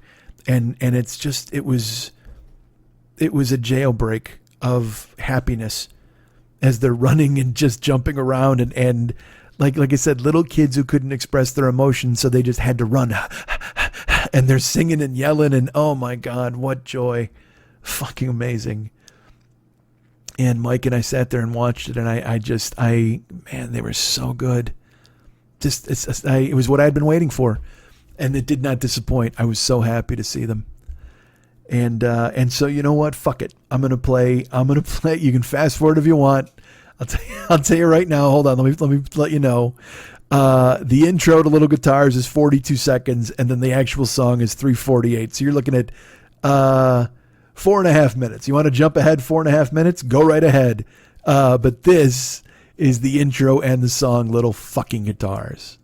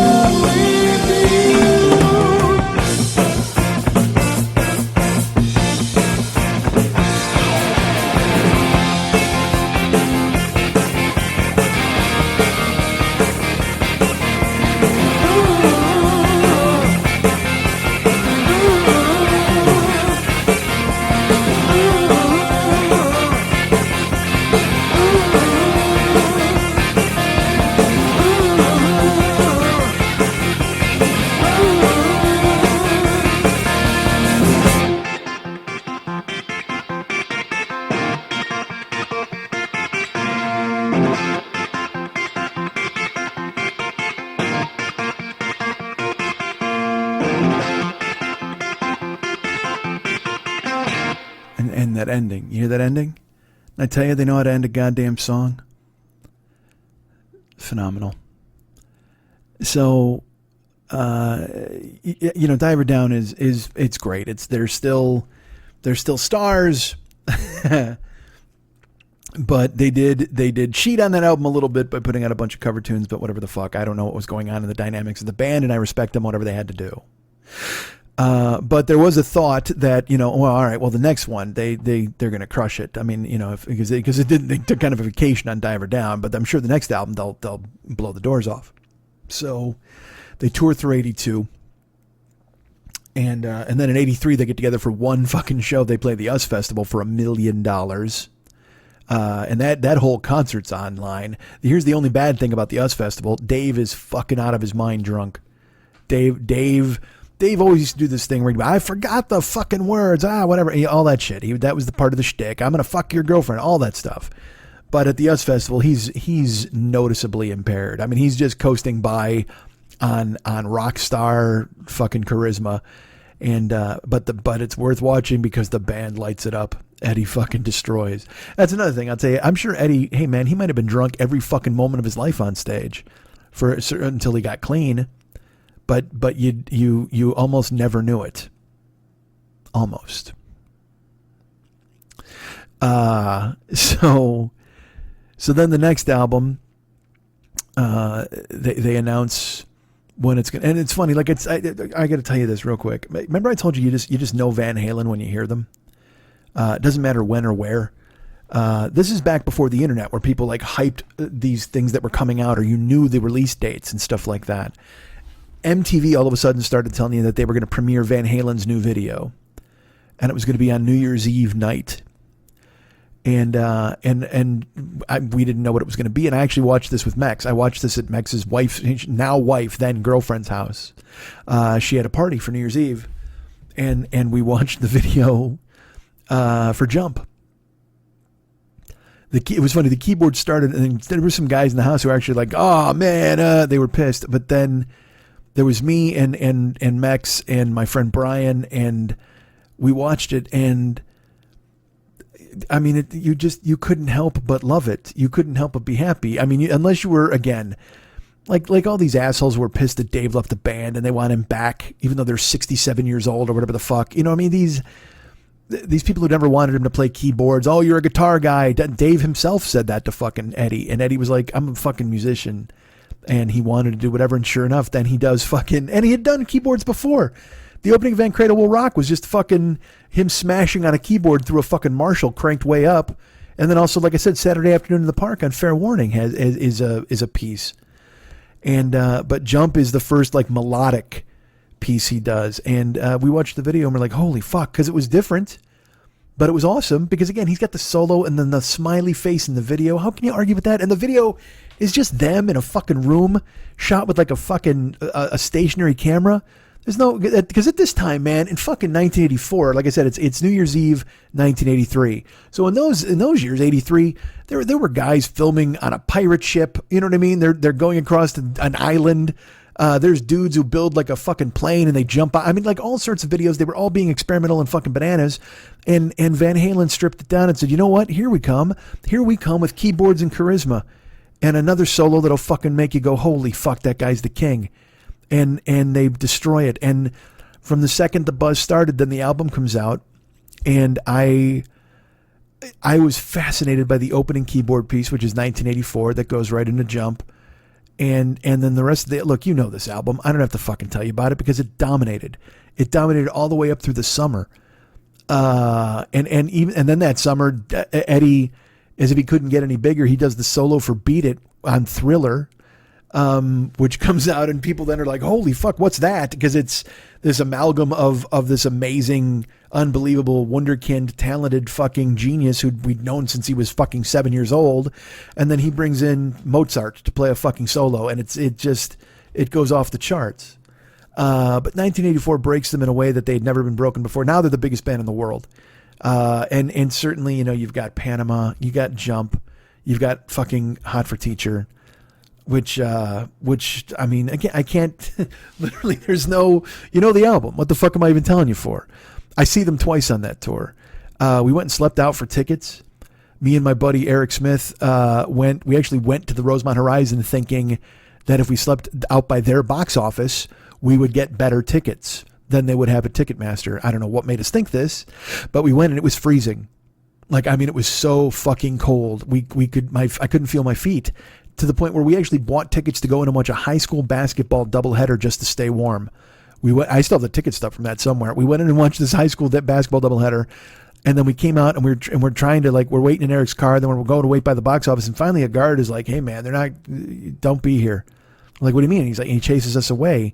So then we go to was it Rose Records or Flipside Records? I forget. It might have been the Crow's Nest, to go sleep out with our friends. And we go and we meet Jimmy O and those guys, and we sleep out in the fucking unbelievable sub-zero weather. And I got tickets, you know, and I went and saw them twice on that tour. And again, they fucking destroy the place. They had, they had called the Diver Down tour the Hide Your Sheep tour. And then this tour, the fucking 1984 tour, they, for some reason they had adopted this logo from a California exterminator. It was a dude, like wagging his finger at a mouse, but he had a mallet behind him, like he was going to crush him. And they had that stuff on the tour shirts and all over the stages. I don't even know, but I remember walking in, and during the pandemic, we're all a little freaked out, and we've all forgotten about experiences. You remember what a concert was like? And I don't mean, like, I've seen bands in small venues, but I'm talking like an event concert, when you would walk in and there was that buzz in the air where everybody was waiting and talking and milling about. You're in a room with 17,000 like-minded people, and they're talking and they're smoking and they're hoping and they're looking and they're thinking and they're waiting and they're all anticipating what it's going to be. And then the lights go out and that fucking roar. That goddamn roar. And they tore the place apart. They both times I saw them, they were so good. And we know the album, all right, and you know the riffs. Like, it wouldn't make sense to play Panama for you, but I will play one that you know, because it is, they put out the video for Hot for Teacher, and to this day still, in my opinion, top 10 videos of all time. Little kid versions of the band, and then the hot women dancing on the fucking desks. Dude, what a fucking video. It was amazing. It just, because as stripped down as the Jump video was, then the Panama and the fucking Hot for Teacher videos put them over the top with silliness. And the solo in Hot for Teacher is it's one of my favorites, because he just, the song itself is it's just a goddamn dragster, and it's roaring from the fucking jump. But the solo, when he kicks into it, and in the video that's great, they show him he's walking down that really long fucking set of tables, and there's that part where it goes bow down down down down down down down down down, and you think it's over, and he goes down, and it's too good. So this is always been a solo that fucking completely stayed with me, because he's just, this is a joyful solo in a joyful song. I've got it bad, so bad. I'm like a teacher.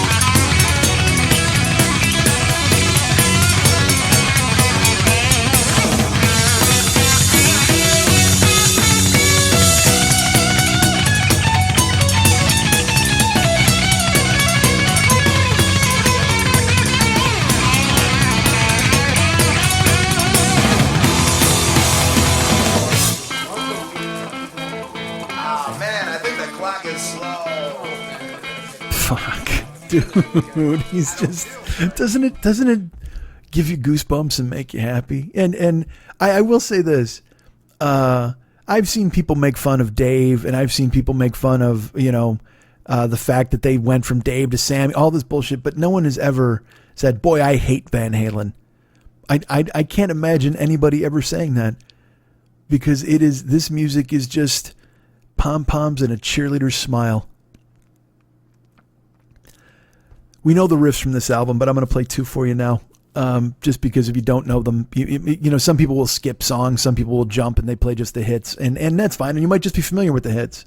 But these are riffs and big fucking riffs. There's a riff, there's a song called Top Jimmy, which they wrote about a guy, who was, I guess, a club legend in Los Angeles. And the open of it's just, again, both of these riffs are harmonics, but different kind of harmonics. I think, I don't know, musicians don't fucking scream at me, but that's what it seems like to me. I'm gonna play first. We're gonna play Top Jimmy. Let's fuck it. Let's just play Top Jimmy.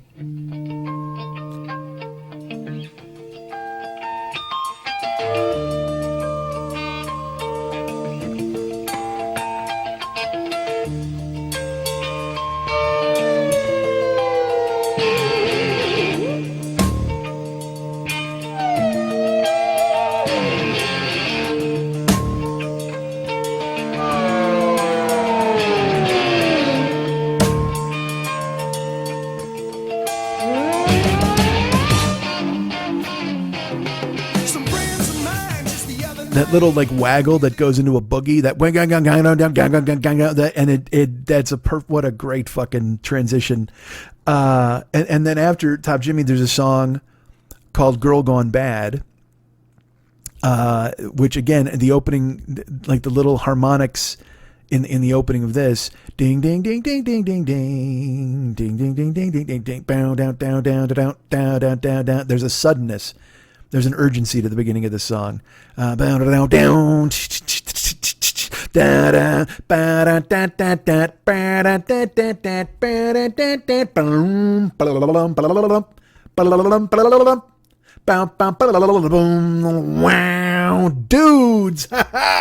Fuck it, I'm not even playing the riff. You just heard me do it verbally, mouth style. Fuck it, I'm playing it. So you can see how close I was. God damn this riff. I love it!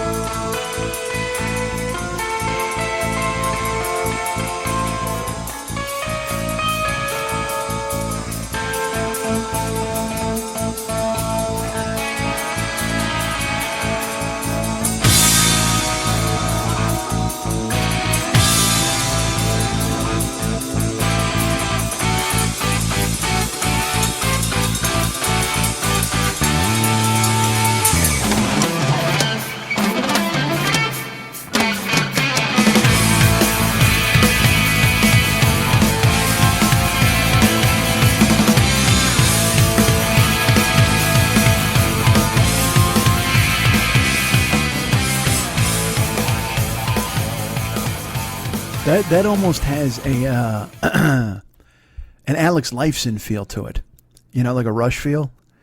But it's still fucking Eddie. Doesn't matter. It doesn't matter. He could play anything in any style, and you'll just be, oh, that's Eddie Van Halen playing Rush, and it's perfect. It will always be perfect.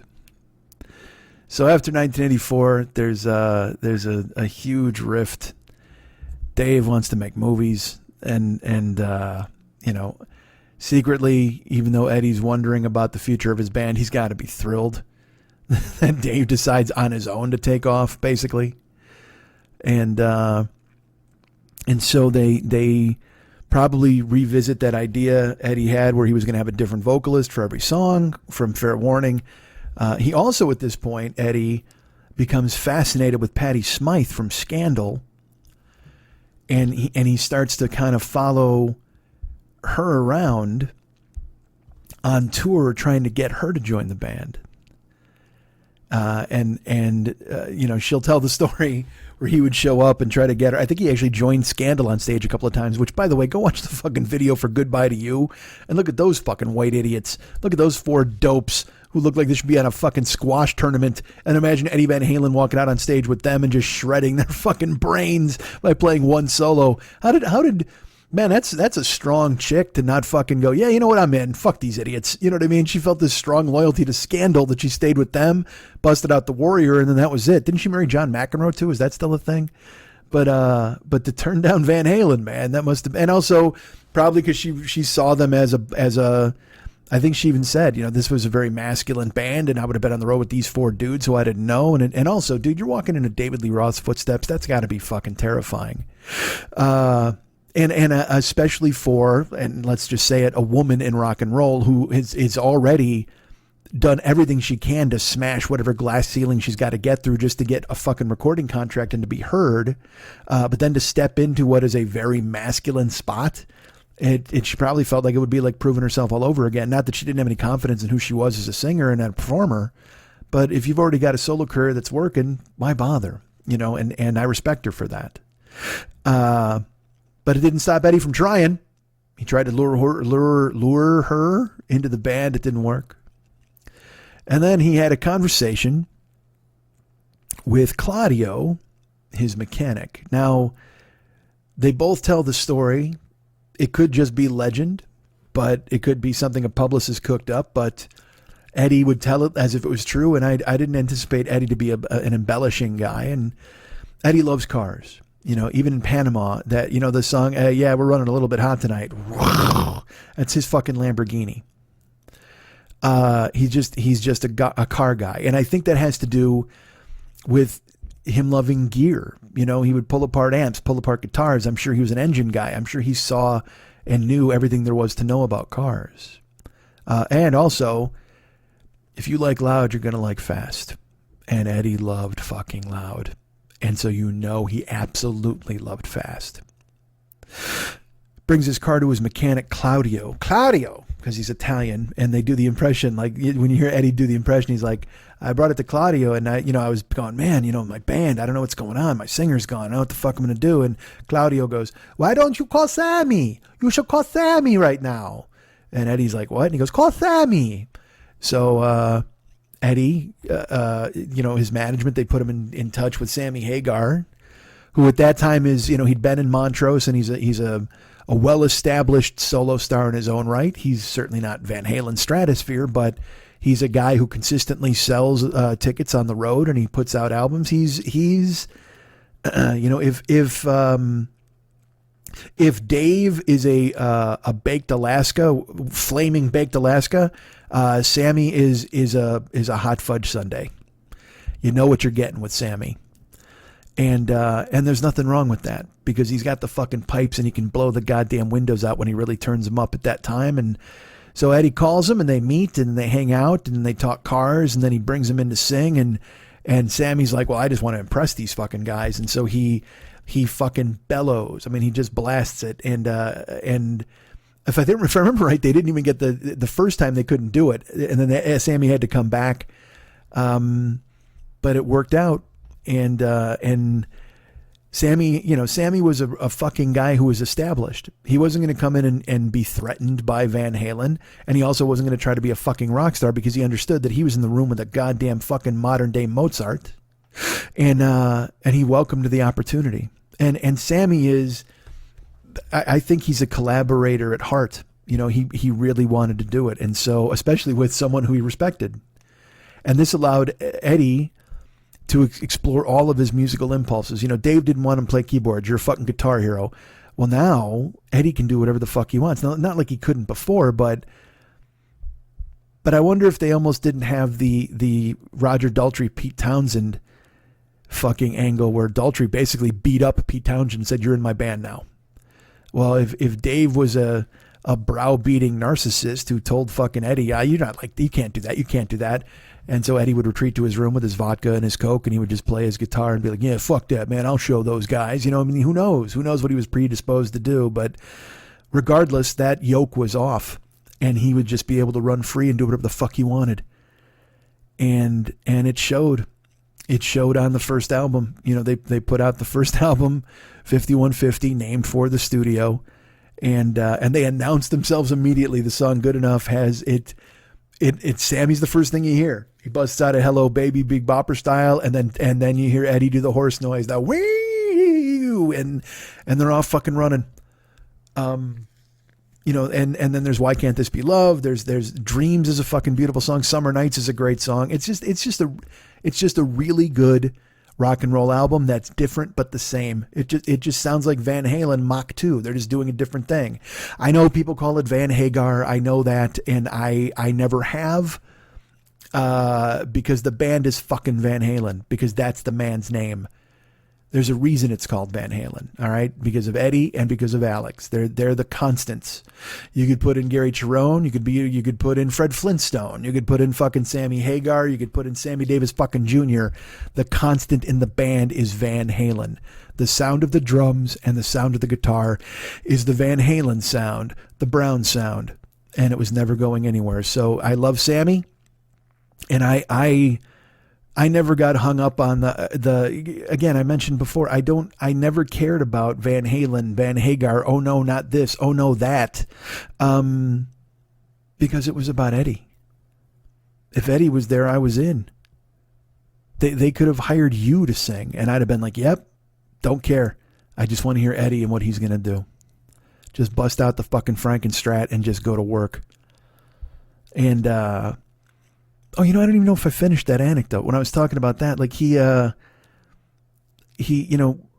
talk about being compelled to do things, and there was no great plan where he's going to brand himself with the pattern on the guitar.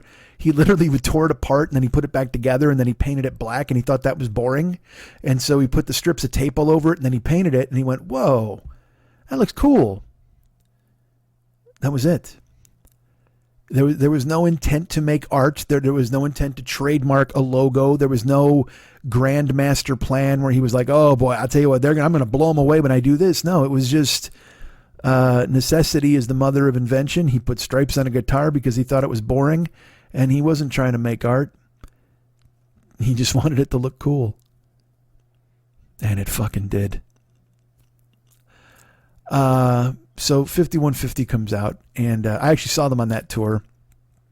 I only saw them once, and I'm angry that I only saw them once because the day I saw them, Sammy was sick.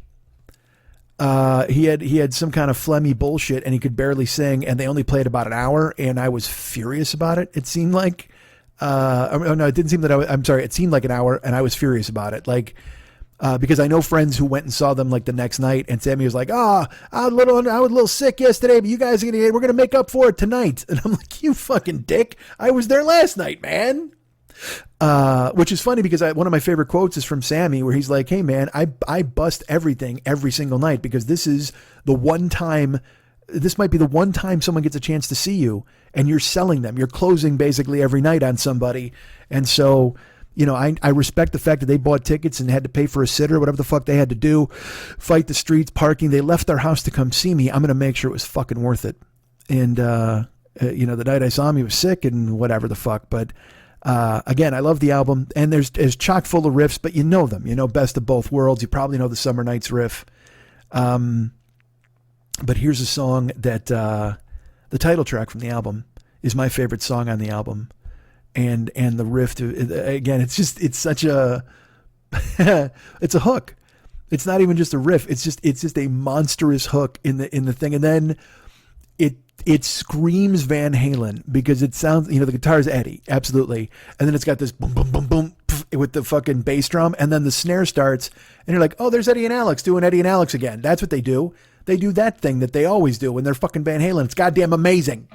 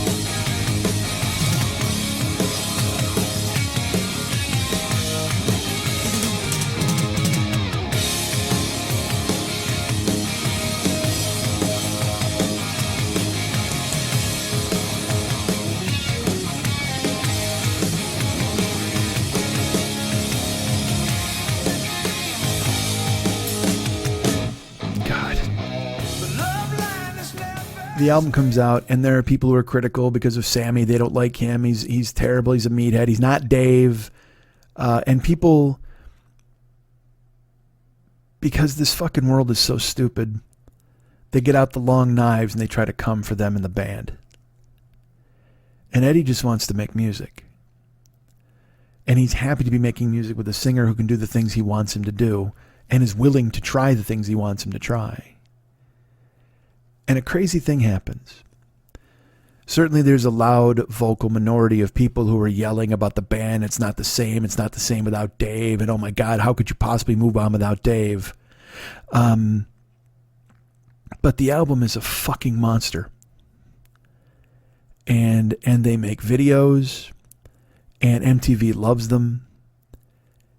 And they don't just survive, because in this industry, you know, people associate singers with bands. You know, Van Halen is David Lee Roth, you know, they all of that stuff. But no. Van Halen is fucking Van Halen for a reason. 2 reasons. Eddie and Alex. And as I said, it doesn't matter who's singing. Sammy comes in, they're a monster hit. People tried to take them apart. People tried to point, oh no, this isn't the same. You can't do this. It's blasphemy, whatever the fuck. It doesn't matter. The album's huge. And find me another band that survives the loss, not only survives the loss of a lead singer, but becomes bigger over time. Now, it's hard to be bigger than 1984. That's the biggest band in the world at that point. But they stayed, you know, because the deflation of Dave leaving after 1984 would kill most bands. They'd be scrambling, whatever the fuck. But these guys just get Sammy and they get better. They you know what? They become different better. Certainly the crazy anything can happen vibe that's there with Dave is different with Sammy. Now they become a fucking rock and roll band. You know, they were called a party band with Dave, and certainly they become the biggest band in the world, but they're called, everybody, you know, they're the California sound, they're the party band, whatever. Well, it's funny, when Sammy comes along, they were dismissed as a party band, but now they move past that into becoming a fucking great rock and roll band, but still a party band. Does that make sense? Sammy's able to play guitar and help fill out a sound. Not that Eddie needed it, but he welcomed it. They played some of Sammy's solo stuff. They didn't play any of the Dave solo stuff, except Jump, which Sammy let the crowd sing. And I always thought this was a mistake. I understood it, but I mean, Eddie wrote these songs, so they should have done them. But they chose not to. And even later, when Dave comes back, they don't do the Sammy songs, which makes sense. They have enough of a catalog with Dave where they don't have to do that. But I would have loved to have heard Right Now in later tours. But they get bigger. And then they put out, the next album is OU812, which, again, we're starting the unfortunate name, the unfortunately named album couplet is coming up, OU812, which has, you know, the first single is Finish What You... Well, the first single is Black and Blue. But they don't do a video for that, I don't think. The video for Finish What You Started becomes a giant hit. Again, black and white with fucking hot girls. And how are you going to argue that? And then, you know, Feels So Good becomes a hit. And but the riff I'm going to play for you, and also When It's Love crushes it. That is a goddamn power ballad that just fucking brings the house down. And they have hits. They have big hits. This album, again, fucking charts massively. And there's a song called, the album kicks off. My favorite song on the album is a song called Mine All Mine. And it's got this weird spacey kind of keyboard thing. And then Eddie comes in with the pick slide. But it's the solo that grabs me. Because the solo, again, it's this Sammy's going, mine, all mine, all mine. This fucking kind of that dive bomb type of, but in reverse noise. And then he fucking wails on the solo. And it sounds chaotic. It sounds kind of like he's rampage, because the song's moving at a good clip and he's keeping right up with it. And then right at the end of the solo, Eddie, he does this little turn and he plays just this, it's this melodic, it goes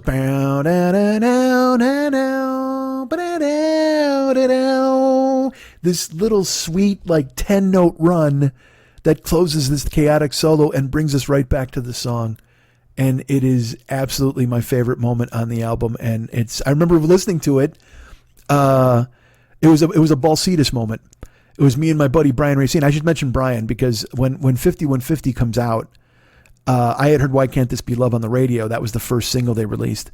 And then when the album itself comes out, Brian comes to my house with 5150 and we sit in my parents' driveway and we listen to the album twice, back and forth. Just on cassette in his car. Because we wanted to hear it together. And oh my Christ, man. Just crazy experiences. So the same thing with Mine All Mine. When OU812 comes out, I'm listening to it with Brian, and that solo plays, and then the that little run, we both just kind of like, oh no!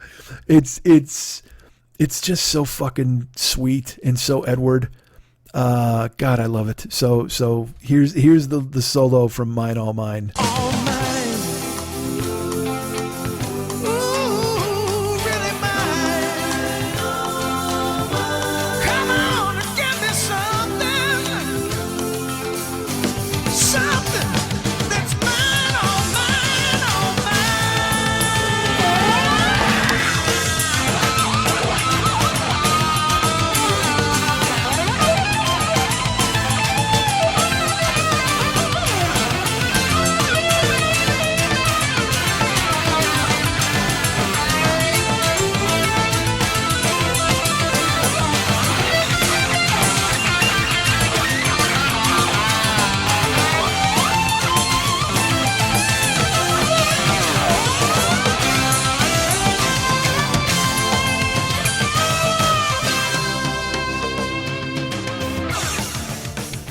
I should also tell you this. When I'm listening with Brian to OU812, it's on the phone because I'm gone. I'm now in Lake Tahoe when that album comes out.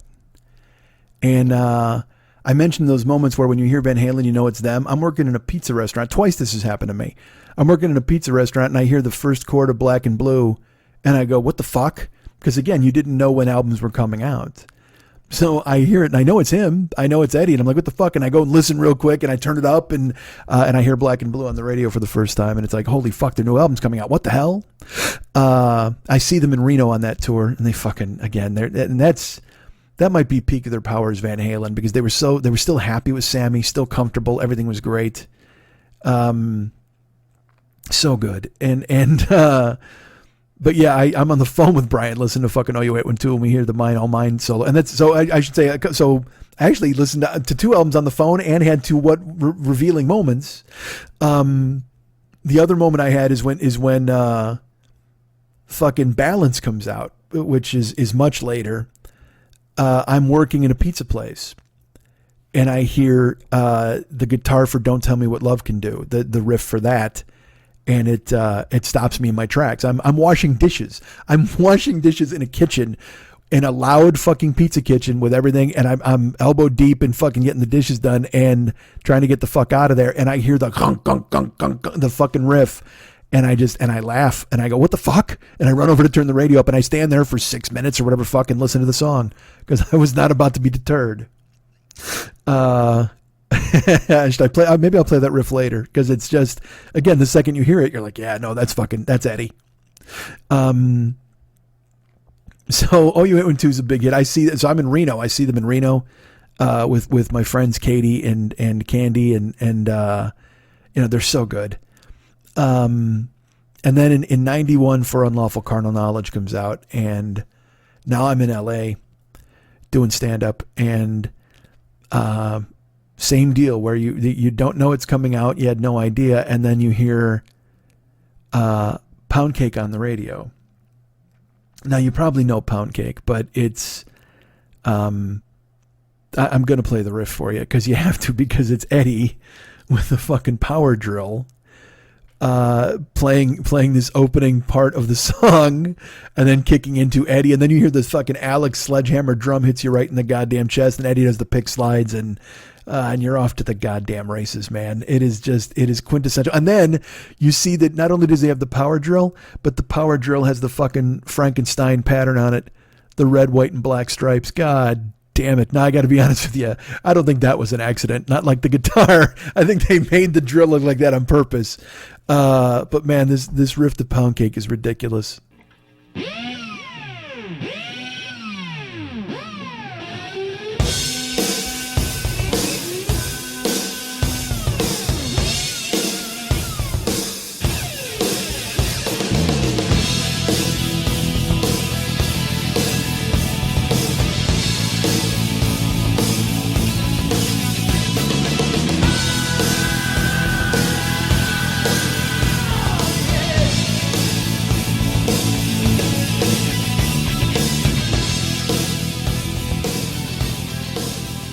That might be the ultimate Van Halen run that sounds like Van Halen. You want to see something cool? Fucking find the they did that at the MTV Video Music Awards in 1991, I think it was. Arsenio Hall introduces them. It's so 90s, but it's Van Halen, Sammy. He fucking yells at him, but they destroy it. Sammy sounds fucking amazing. Eddie's so good. And again, that opening riff might be the ultimate Van Halen riff where you're like, oh yeah, no, that's them. But again, you could say that about all of them. You can say that about everything they've done.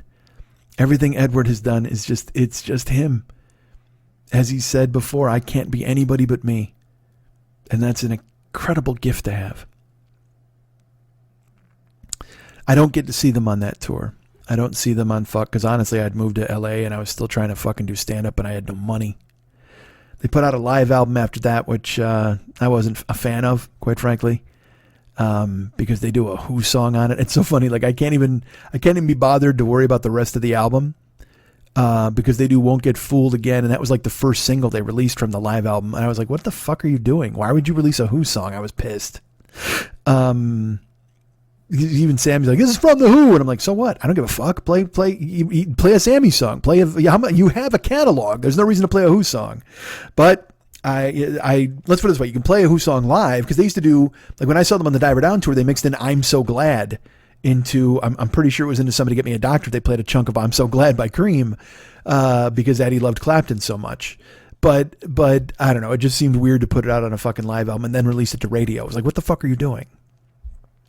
So the next album is Balance, which I just talked about, and Balance. I have to admit, in '95, I'm now.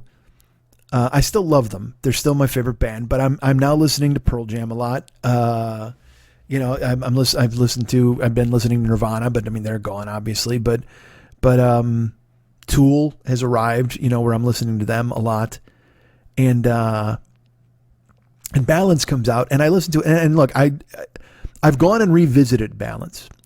And I was, when I first heard it, I was like, oh yeah. I mean, again, I love all the stuff Eddie does on it, but it almost seemed like they were just kind of, they've lost, when I first heard it, I thought, oh, well, they've lost, this seems like they just needed to put out an album almost. Even though there's great songs, fucking Feelin' is a great song. Can't Stop Loving You is the single, which is really good. And then Not Enough is gorgeous. These are beautiful songs. It's just it was a departure from what they had been doing, and also my taste had changed a little bit to where I was like, oh well, Eddie still fucking rocks, but Don't Tell Me What Love Can Do is still just a massive fucking this riff alone. This is the one I heard when I was in elbow deep in dishwater, and I heard it from across the fucking room, and I still was like, what? My world stopped. No matter what I wound up thinking of this album. And upon revisiting it, I do like it more than I did when it first came out. But when I heard this riff, it stopped my fucking world because it's goddamn Eddie Van Halen.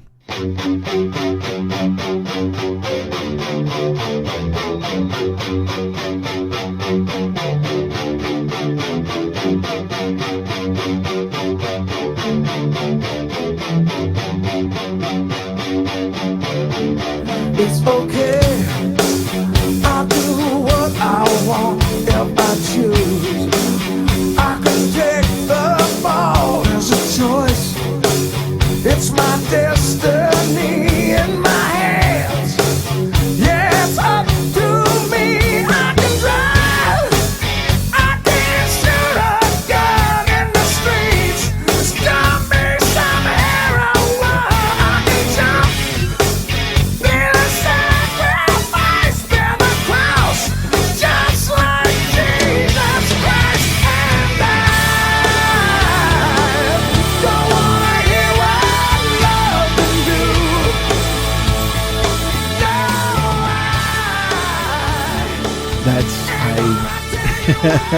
That's Eddie and Alex and Sammy being Eddie and Alex and fucking Sammy. And then again that opening riff, but then that switch, and then the big chorus. Eddie loves a big chorus, man. There's a song called "Humans Being" that they put out on the best of. Oh no, it was on the Greatest Hits album that came after this.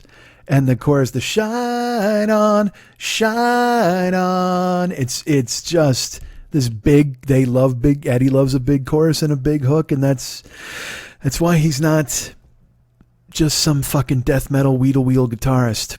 That's why he's not just fucking Flash.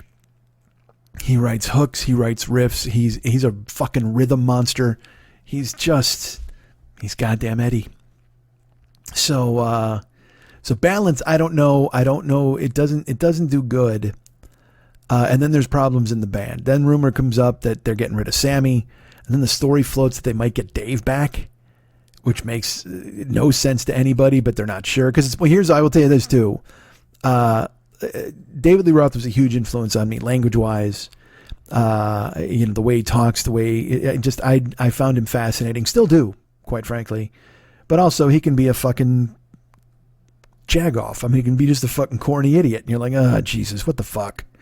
So the funny thing is, he leaves the band after 1984 to go make movies. He's going to go be a movie star. He's going to make Crazy from the Heat. He's going to do all these different things. And what does he do? He forms a band.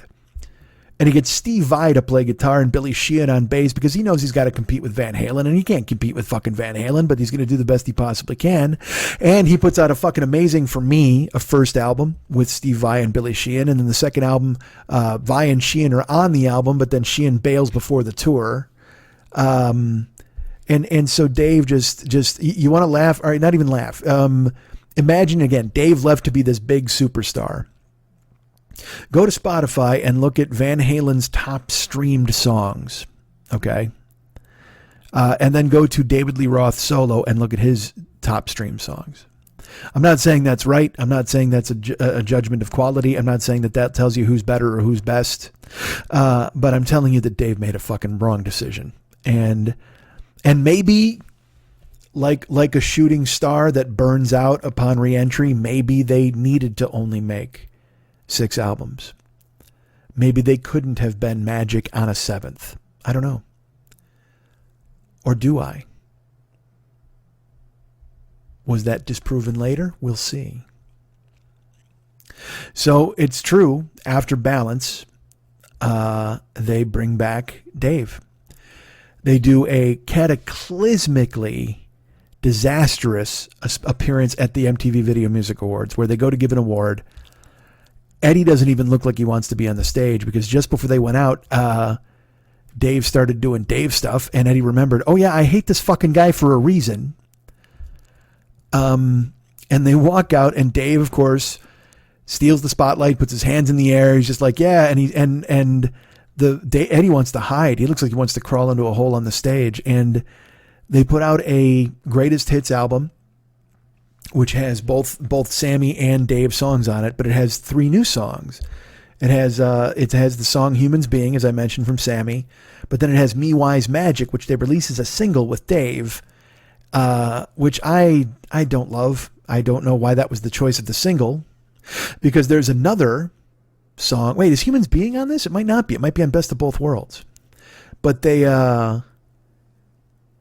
no, I think it's on this greatest hits album. But then they put out, like I said, 3 new songs, and "Me Wise Magic" is one of them, which I don't care for. "Humans Being" is amazing, but then there's a song called "Can't Get This Stuff No More," and I hear this. I'm living in Naperville at the time. I'm living with my fiance Karen, and this song I get it, of course, the day it comes out, and I listen to I immediately go to the new songs. I mean, I know the greatest hits, but I love the Sammy "Humans Being," but then dudes, I hear "Can't Get This Stuff No More," and because I didn't like "Me Wise Magic" on the radio, because Dave's vocals have been shot for a while. It's he has to sing in a certain range, or it just sounds like somebody caught a raccoon in a bear trap and won't free them. I mean, sometimes he sounds awful. I actually turned on him on this show, I think, when I saw them in 2007, because he was trying so hard and just I thought he was dragging everybody down. It was like, what are you doing? But anyway, they put out Can't Get This Stuff No More on this album, and it gets no notice, but I hear it and I'm like, instantly, it's one of my favorite Van Halen songs, period. It sounds like it could have fit on Fair Warning. It sounds like it could have been on Women and Children First. And the sentiment in it is I always think Dave writes, some true life stuff into his songs. He writes a lot of bananas couplets, but at the same time, the phrasing of it is like, how many times can somebody lie for your patience to run its course? Keep it in mind when we say goodbye, because you can't get this stuff no more. And it sounds like a kiss off to Eddie, even in this song where he's supposed to be being welcomed back. Now, I'm projecting, certainly, but it just made me laugh that he wrote a song about somebody who lies over and over, and that was the song they chose to do. And it's also the best fucking song on the album. It's great. And I won't play the whole thing, but the opening riff is magic, and then it's got this kind of like, it's got a strut to it. This song has a real fucking strut to it. Put it on.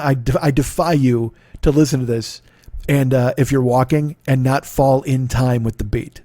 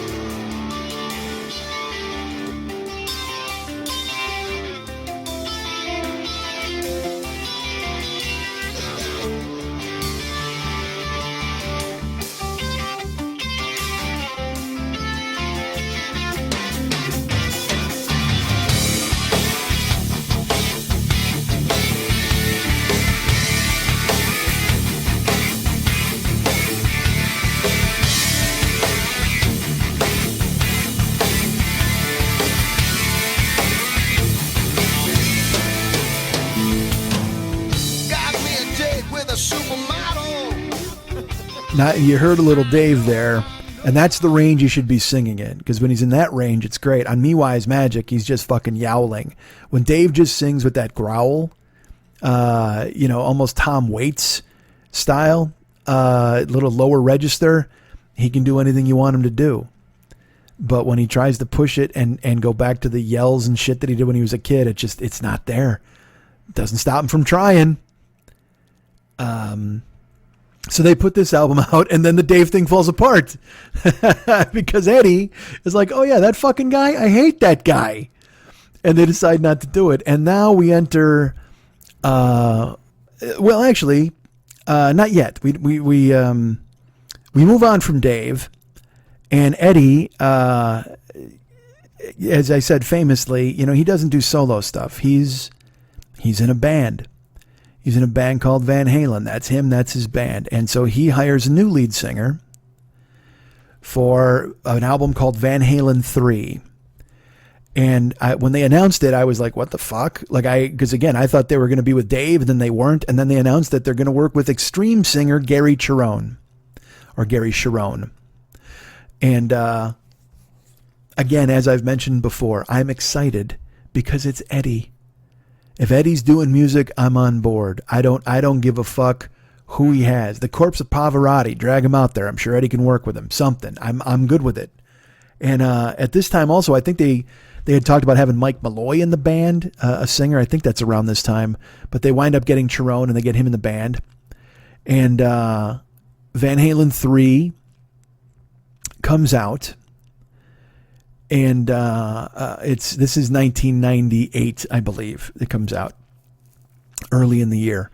And I had just moved to LA in October of 97. And I grabbed the album and I hear it at my house. And then my brother Lenny lives in Chicago at the time.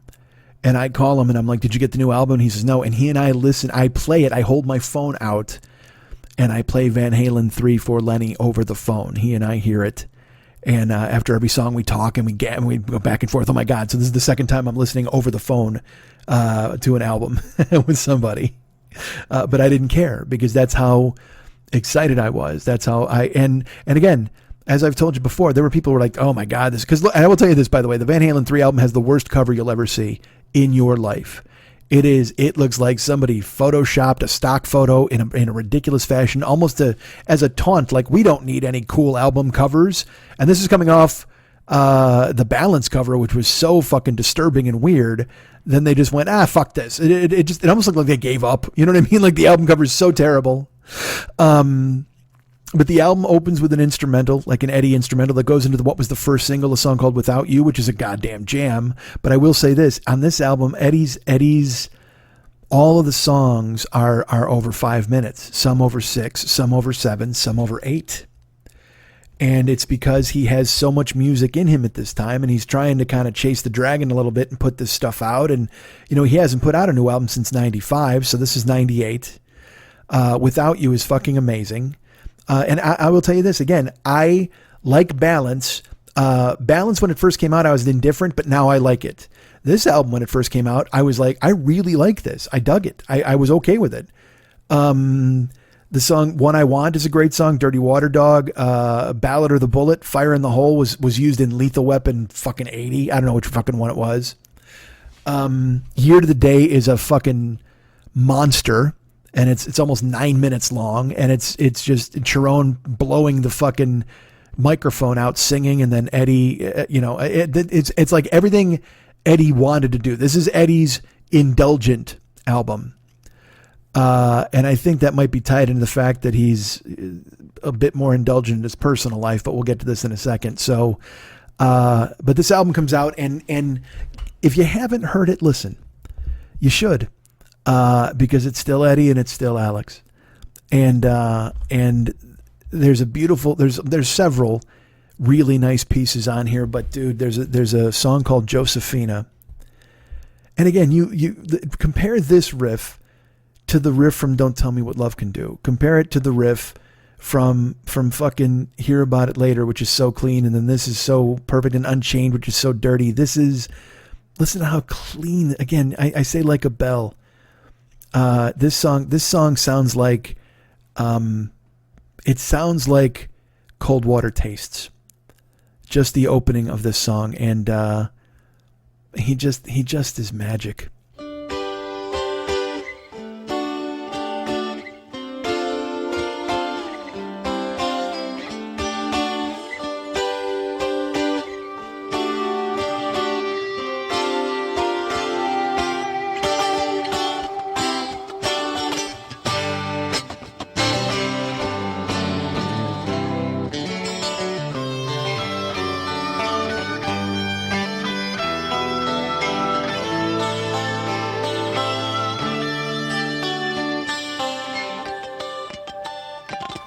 Josephina, there's so much I wanna know.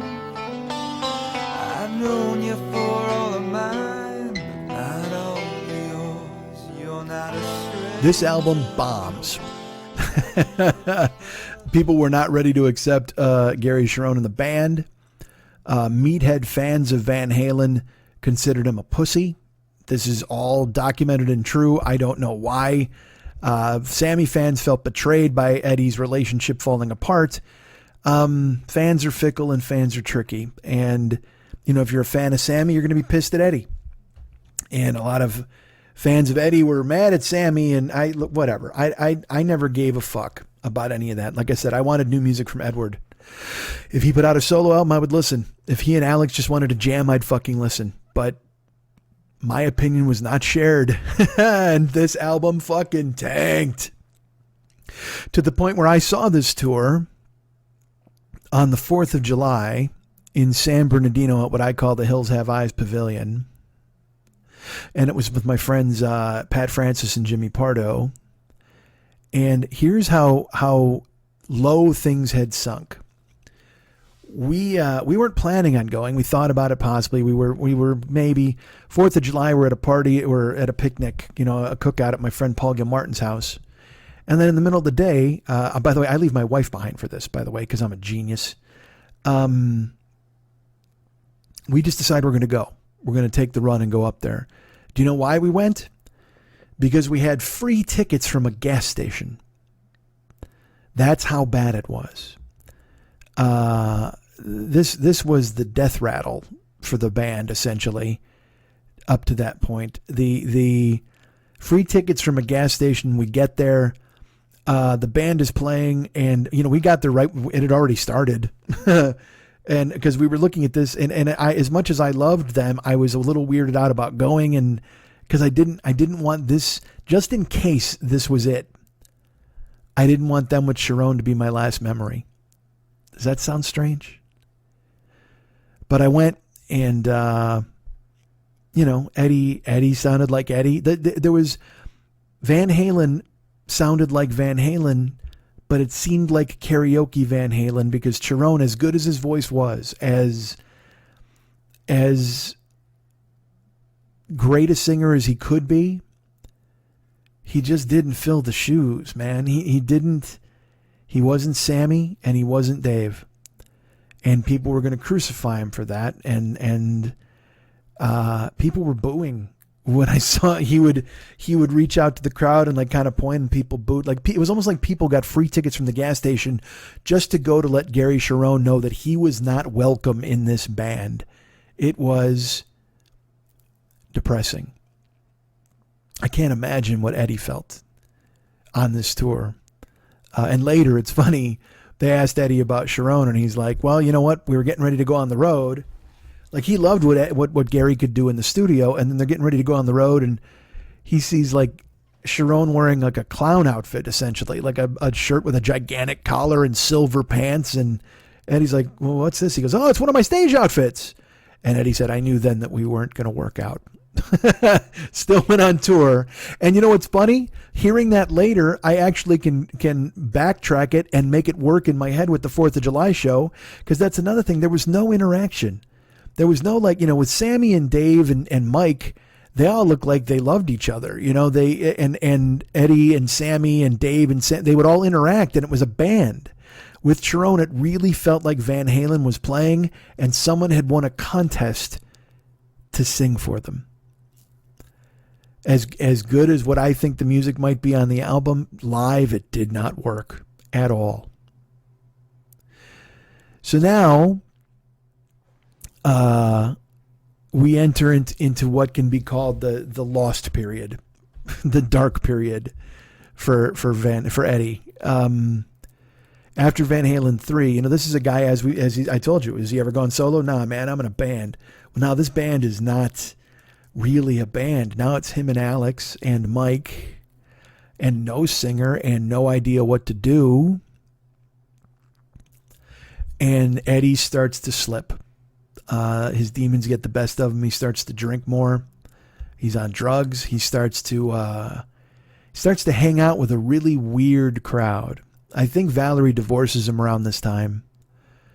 He's his son Wolf. He's still a great father to his son Wolf, and he loves Valerie, but I don't think they even stopped loving one another. I think she just was like, yeah, no, I can't handle this anymore. And Ed drifts. He starts hanging out with porn stars. He scores a porn movie around this time. And he starts to appear in public looking not great. Like, his teeth are all messed up, which is, from years of fucking drug use or whatever. He grows his hair wild and doesn't take care of it. He has like a fucking samurai top knot. Every time you see him, he's wearing shoes with massive holes in them. He's got no shirt on. His jeans don't fit. He loses a ton of weight. He looks like an addict. And music is why he's alive. So what they do is they saw putting Sharon in the band didn't work, and so they get Sammy back. They wind up getting Sammy back on board. They put out another greatest hits called Best of Both Worlds, which has, it's got stuff from Dave and stuff from Sammy, and then it's got 3 new songs, one of which isn't bad. There's a song, though, that's called Up for Breakfast that is like the most embarrassing fucking thing you'll ever hear in your life. It's so terrible. But it's got a song called It's About Time, which actually isn't bad. And it's because it's Eddie. You know what I mean? You hear Eddie and whatever. But Up for Breakfast, the fucking lyrics are all like, can't wait to put my sausage in your biscuits and gravy, big dear. It's so garbage. It's so terrible. And then they tour behind this. And I see this tour, and this is the low point. Eddie is so addled that it's affecting his guitar playing. Now, that's the one thing that had never been affected. You know, they'd been on the road forever. I'm sure he was drunk or high, but he was always Eddie. And that guitar was a third arm, and he could do whatever he wanted with it. It's like Doc Ock in the Spider-Man comic books. Like, he just turns his head and all 8 arms do whatever they're fucking told. Well, that's how his hands worked with the guitar. And this night, it just wasn't happening. He stumbles and falls at one point. I'm incredibly sad. He goes for the solo, and he plays some of Spanish Fly and kind of chili dips it a little bit, and he tries to play a song called Women in Love, which is I used to have it on my answering machine, the opening riff. It's this like little harmonic run. And it's beautiful. It's just a beautiful piece of music. And Eddie tries to play it once and he can't play it. And if he could have improvised, like if he wasn't so fucking incapacitated, he probably could have improvised it into something else. Like, I just played the first 3 notes to tantalize you and now watch this. But you can actually see the thought process in his head of, oh man, why can't I play this? And then he tries to play it again. And he messes it up again. And then he just moves on and does, Eruption, which is a part of his fucking DNA at this point, and Cathedral and all the stuff that he usually does. But he tried to throw in Women in Love, and he couldn't play it, and I was fucking heartbroken. Absolutely the low point. So then I start, then he winds up getting tongue cancer. It has to have a chunk of his tongue removed. And now I'm like, oh man, what the fuck is going to happen here? I don't even know. And then he meets this woman, Janie. And she says, we're putting you in rehab and you're doing it right. And, he goes to rehab.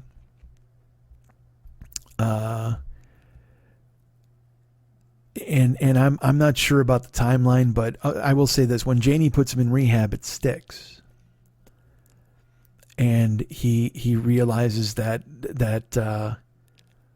he needs to get clean, he needs to fix this, and he does, and then he comes out of it ready to make more music, and then, like the man says, nah, man, I'm in a band, and so he decides that he's going to make music with Van Halen again, and he fires Mike and he puts Wolfie in the band. Now, I should tell you this, on the night that he was all falling on himself, he couldn't play Women in Love, he brought Wolfie out.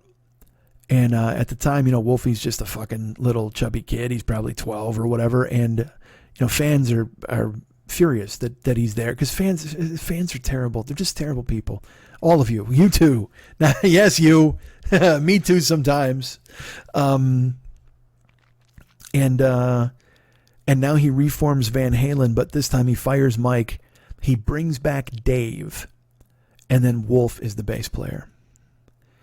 And again, fans are furious because they think he's doing Mike wrong, and they're upset, but they're happy Dave's there. It's a weird thing. These fucking meatheads, they can't decide if they're mad or they're happy. They're like, well, Dave's back, awesome, but no Mike, boo. And they, because people, they think they can tell somebody what to do, but what they don't understand, and this is completely true. Eddie Van Halen went to rehab and he got clean, and he decided to put his band back together with his son because he wanted to play music with his son. If he doesn't put Wolf in the band, he doesn't tour. If he doesn't get to play with his brother and his son, there is no Van Halen at that point. That was always the plan for him, was he was going to have Wolf in the band. He wanted to play with Wolf.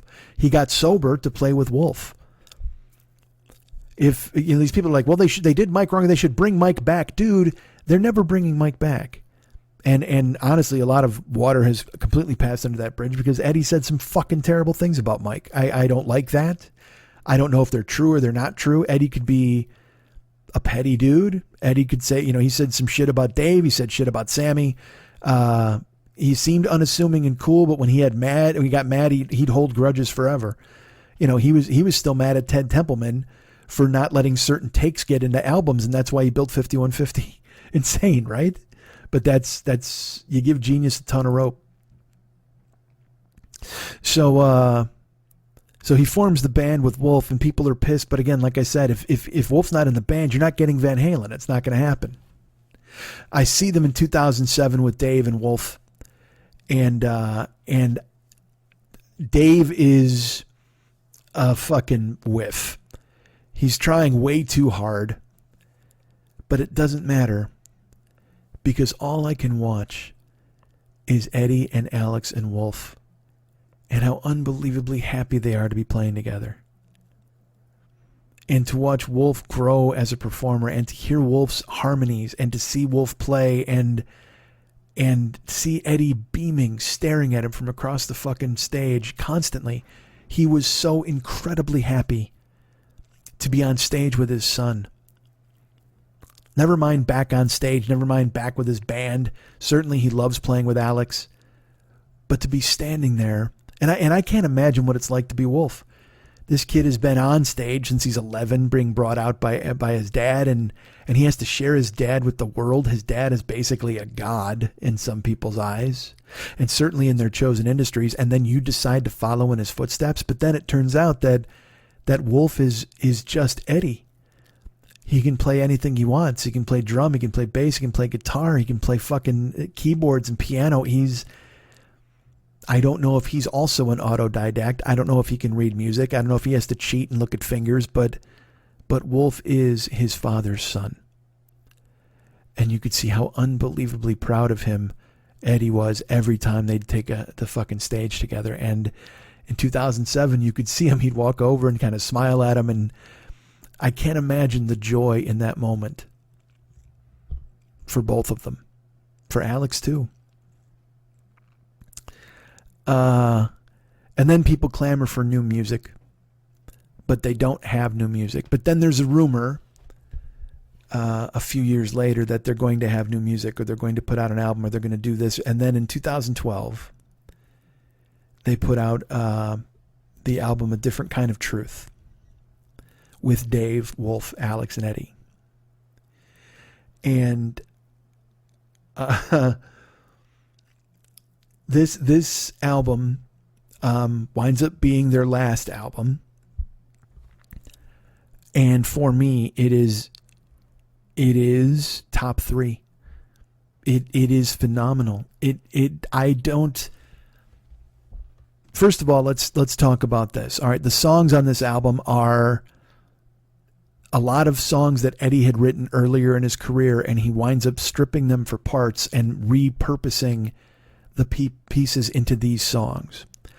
There's a song called Big River on this album, and that's awesome. It's a very good song, but it's a song called Big Trouble from I have a demo by Van Halen called Zero.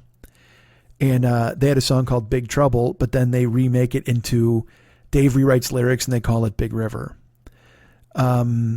She's the Woman survives from their first fucking thing. You'd have to hear them back to back, and I won't subject you to that. But the album, it doesn't matter, but because people bitch about it. Again, everybody's looking for something to bitch about. Oh man, these are riffs that were from before that he's in unreleased demos, blah blah. Fuck you, man. Eddie wrote it. It's still Eddie fucking Van Halen. It's still Alex. It's still stuff they created, and now they've repurposed it and turned it into an unbelievable fucking album. This album comes out in 2012. Okay, Eddie's 55 at the time, and he's never been more aggressive. This is fucking fair warning levels of aggression on this album, because it fucking rocks. Because he's reinvigorated. He is made young again by playing with his son. and he's creating with his family, and it shows in every fucking note on this album. And again, the curse of Van Halen for me, they released a song called Tattoo. That's the first single. And I have to admit, I heard it and I'm like, I'm glad they're making new music. I'm glad that Dave's not trying to hit the fucking wall, but I'm like, this is an okay song, but Eddie sounds really good in it. They sound good. And then I get the album. My buddy Pat gets it early. He's like, you got to hear this. I fucking put it in the car. I drive home. And by the time I get to my house, I'm like, what the fuck? Because Tattoo's the opening single, which is fine. I listen to it. But then She's the Woman hits. You and Your Blues is an unbelievable song. But then there's a song called Chinatown. Chinatown is just a fucking gut punch. I mean, it is a fucking dragster that's out of control, driving through the fucking crowded streets of some Grand Prix, and you can't stop it. And it's fucking bellowing downhill. It's so good. And Eddie's riff's amazing, and Dave's keeping up, and and the rhythm section of Wolf and Alex is it's just fucking gorgeous. And it has a solo. I hear it comes out of my car and I lose my mind. I'm like, what the fuck is this? And I crank it. It's super fucking loud. And then the solo starts, and Eddie, again, you want to talk about aggression in a solo. It's just like, it's so fucking amazing. And then the solo ends. I'm literally pulling into my carport as the solo hits, and he's playing. It's like this big squeal, wee, wah, wah, wah, and he plays. And then it gets like dee dee dee dee dee dee dee, and then the fucking it goes, and there's this beat, and I just go, ha ha! I couldn't help it. It made me so fucking happy. It sounds like a video game. It's a noise from space. I don't know where it came from, and I'm used to Eddie making crazy fucking noises on his guitar, but I mean, it sounds like Sonic the Hedgehog is running away from somebody. It's brilliance, and the whole song is great. The whole album is fucking incredible. But I'm just gonna play you this fucking solo and listen to this the fucking last noise.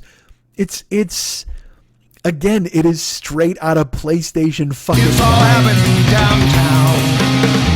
Welcome to my town, my town, my town.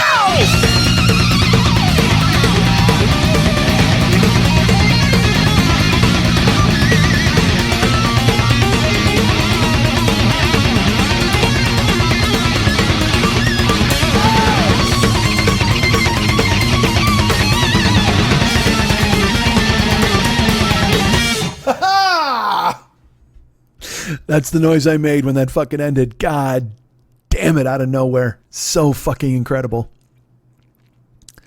And what a fantastic album. All of it, beginning to end.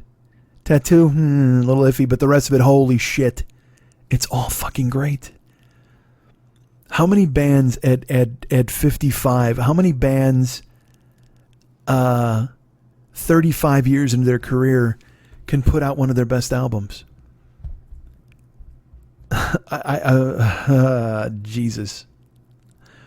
So it's incredible, and I love it. I love it, and I see them on that tour. I get to see them in 2015 with Jill. She gets me tickets as a birthday present, and we're going to see them in Pennsylvania. We're going to spend a week on the road, and we're seeing them the day before my birthday in 2015, which is, again, still one of the best birthday presents I've ever received in my life. And she knew how much I loved them, and she had never seen them. So I have to admit, I was excited for her to see them, but also I didn't know, because you know, Dave is Dave. I knew the band was going to be the band because I had seen them in 2007. So now we're looking at, you know, I should tell you this too. In between, when the Different Kind of Truth thing happened, I went down to Hollywood Boulevard to see them. They did a thing for Jimmy Kimmel, and me and Pat went down there, and they played Panama, and they played on Hollywood Boulevard to like thousands of people. I couldn't even tell you how many. You'd have to get a shot from a helicopter. We were shoulder to fucking shoulder, and we couldn't move. And we stayed down there for like 6 hours, and it was beautiful. It reminded me of being a kid and sleeping out for tickets. And then they came out, and fucking Eddie shredded, and it was so great. So great. And then this show in 2015, Jill went on we went together, and man, she looked amazing. She wore this little dress, and I looked really good, and it just it was in an outdoor arena in Pennsylvania, and I was excited, but also that thing where I'm trepidatious. And look, I was like that with Jill a lot. Like, things I loved, I wanted to expose her to. And one of the first things I ever did, she hated. And I was like, oh, you do that flinching thing where you're like, oh man, well, now I don't want to share anything that I love, because what if she hates it? What if it's not good? What if she doesn't like it? Or, but truth be told, I should have not taken that to heart. I should have been happy that she was willing to be honest with me about what she liked and what she didn't like. But also at the same time, it would have been cool if she liked it rather than telling me, yeah, no, whatever. So I was hoping, because again, look, if she was going to rip Van Halen, I probably would have left her in fucking Pennsylvania. At that point, I would have bailed. I would have been done a year earlier than I was, which would have sucked. But the trip was, we get to this fucking stadium, and I still have photos where we look great, and the show starts, and it's so funny. Like, there was a dude in front of us, this white guy who was dancing, and he kept hopping from seat to seat, and it was that thing where I wanted to get mad at it, but at the same time I wanted to enjoy the fucking show, and I wanted to make sure Jill was having a good time, and I wanted her to like the thing that I've loved my entire fucking life. And on this particular tour, again, because Eddie loves playing with Wolf, he told Wolf, he's like, you pick the set list. I don't care. You pick the set list. And Wolf did. And Wolf picked songs that they had never played live, like Drop Dead Legs off 1984. Wolf picked a song called In a Simple Rhyme, which I played for you earlier. They had never played that live. And it started, and I was like, what the fuck? Like, I was so happy, because these are deep cuts that I've always wanted to hear them do and play live, and Eddie delivered on every single one of them. He crushed. They opened with Light Up the Sky off Van Halen 2, which I used to drop the needle on every night before I went to sleep. Go go go go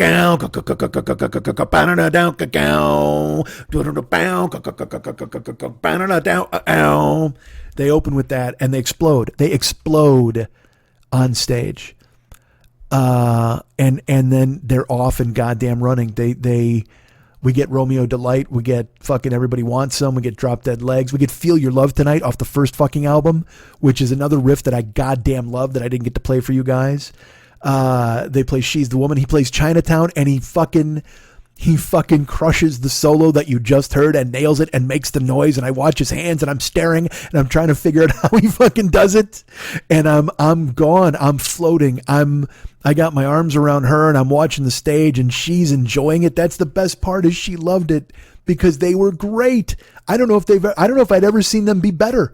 I have to be honest, even on 1984, peak of their powers, even on Diver Down, this was an unbelievably comfortable and skilled Eddie Van Halen playing with his son and his uncle, and the three of them, not Eddie's uncle, Wolfie's uncle, and the three of them combined are just, they're just a fucking, they're just like raining blows upon you. Like, the three of them are this rock and roll fucking Voltron, and they combine and crush you. And Dave does great.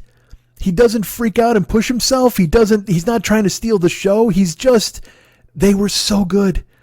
It was beautiful. They were so good. We get little guitars. We get Dance the Night Away. We get Beautiful Girls, like I said, In a Simple Rhyme. They play Dirty Movies off of fucking Fair Warning. Songs, again, that I'd never heard. And then, probably 2/3 of the way through the show, Eddie's there, and every song ends, and again they have these amazing endings, and the place is going insane, and Jill's loving it, and I'm beaming, because I'm almost proud of them, because I'm happy that she's seeing them be at their best, and it made it that much more special to be sharing it with someone, and they were absolutely fucking a freight train. They were a freight train. You want to talk about Godzilla rising from the ocean? That whole night, they were over 2 hours. Imagine if Godzilla rose from the ocean for 2 fucking hours. Imagine if Tora Tora, which I played earlier, lasted for 2 fucking hours. The anticipation of it, waiting for the payoff. And they did. They rose from the ocean and terrorized fucking Pennsylvania, Tokyo that night. And 2/3 of the way through, Eddie's on stage, and Wolf comes over to him and kind of leans his head on his shoulder. Standing behind him, puts his head on his dad's shoulder. And his dad plays the opening chords of Women in Love.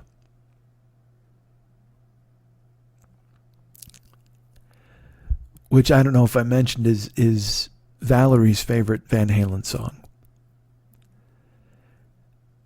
And it's the song that I saw him not be able to play.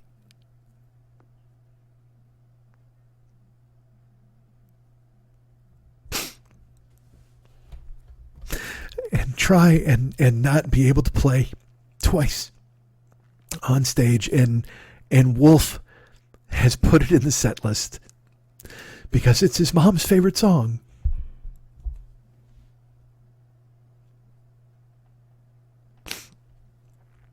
And with his son behind him with his head on his shoulder, Eddie Van Halen plays it perfectly. Absolutely perfectly. And I'm choked up now. I was choked up then. And I'm with someone who I don't want to be sobbing in front of. So I kind of try to hide my face and it was powerful. I know it sounds strange that you would be at a rock and roll show and there would be a powerful emotional moment, but the connection I had made with that song, because I loved it anyway, because Van Halen 2 is the first album I heard, and Women in Love I would play over and over, and I that piece of music it lived on my phone, on my answering machines. It's been a part of my life forever. And to know that it was Valerie's favorite song and that Wolf cared enough about it to put it on the set list, and then seeing him fail, and then seeing him fucking succeed.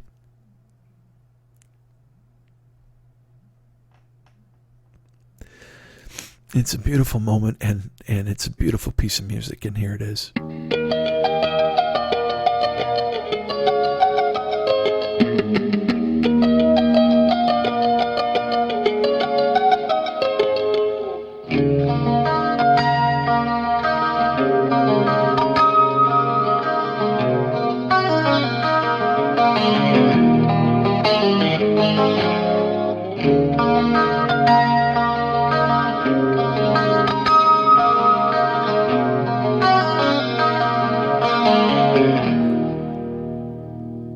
And that's the last time I saw them. And they were perfect. And, Jill loved it too, which made me very happy because you didn't have to go through you really should have seen them when. I didn't need that. I didn't need to say that night because you didn't need to see them when. You saw them then. And they fucking planted a flag and kicked everybody's fucking ass. They were the mighty Van Halen. I do what I can to use words to tell you how I feel. And I'm usually pretty good at it. I'm not at a loss for words. But man, I put doing this show off. I didn't know what I was going to do, what I was going to say. And I was scared because I didn't want to mess it up. He deserved better. I didn't want to somehow not do him justice because I owe him so much. And I owe him a tribute worthy of who he was and what he brought to my life.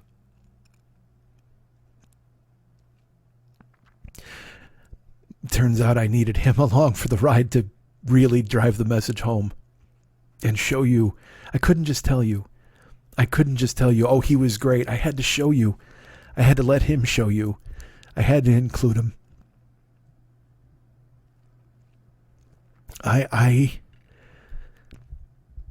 Everybody who's known me has had to deal with my love for him in some way or another. They had to indulge me, whether it's, my friends going to concerts or me defending Dave when they don't think he's good, or me standing by. When I stood by Eddie, even when things had gone terribly awry, when his teeth were falling out and it looked like he was going to succumb to substance abuse, I stood there and waited. I waited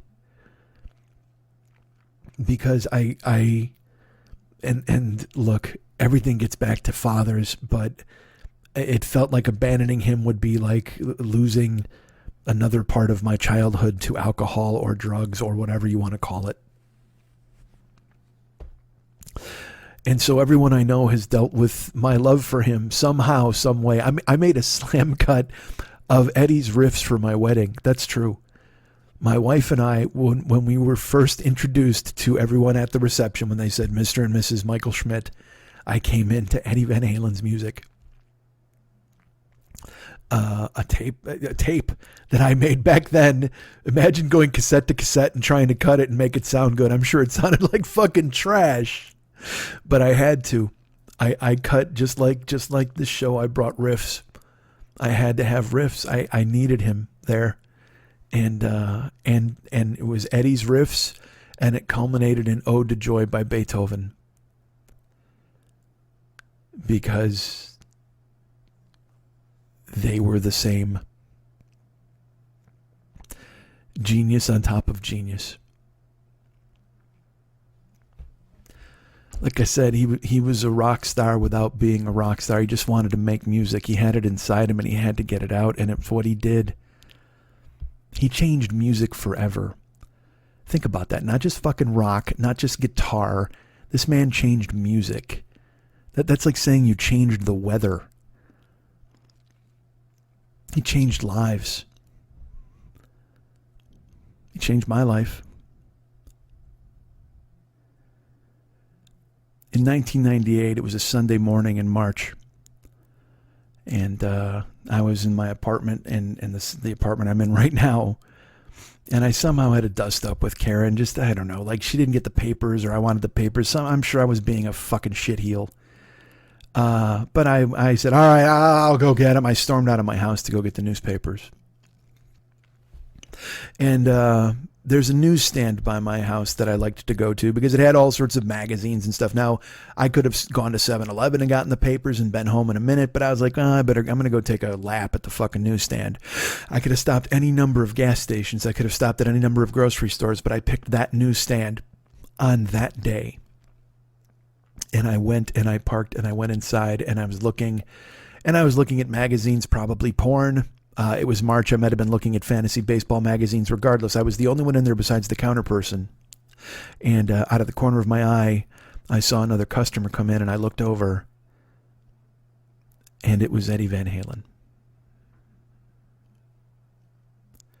And I froze.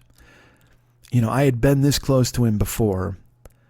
In 1988, I think, there was a band called Private Life, and he had produced their first album, and they were playing at a place called Trancas the Pub in Malibu, and it was billed as a night with Private Life and special guests, wink, wink. And they charged, you couldn't just buy tickets. You had to buy a dinner for $50 and then a ticket to the show for $40. So you're spending almost $100 just to be in this little pub because the rumor was Eddie was going to show up and play with these guys. And we went. I went. I wasn't going to fucking miss it. I would have paid double. Unfortunately, Eddie did show up. He just didn't play. He and Valerie were in the loft, and at one point the whole room is chanting his name, and he leans over and he gave us the salute like with a drink, and he took a sip, and then he went back upstairs and never hit the stage. Private Life was fine. They weren't $90 fine. But the way I look at it, I paid $10 to see Private Life and $80 to see Eddie with his arms around Valerie in the loft. But I didn't get to talk to him. And I was this close to him, and it wasn't gonna get away from me. I was not gonna let it slip away. And he talked to the guy at the counter, and the guy was holding some stuff for him, so he put it on the counter, and then Eddie walked over to grab something off a shelf, and I'm normally good with stars. I don't bother them. I am in Los Angeles. I see them all the time, and working as a bouncer, we would get people in constantly at the House of Blues or wherever I worked. Don Henley and Bridget Fonda and Dwight Yoakam and Shaquille O'Neal. All these people, I saw them, and I just smiled or nodded politely, or I'd talk if they wanted to talk. This was different. This was history for me. This was a lifetime. And so I approached him, and I said, "Mr. Van Halen."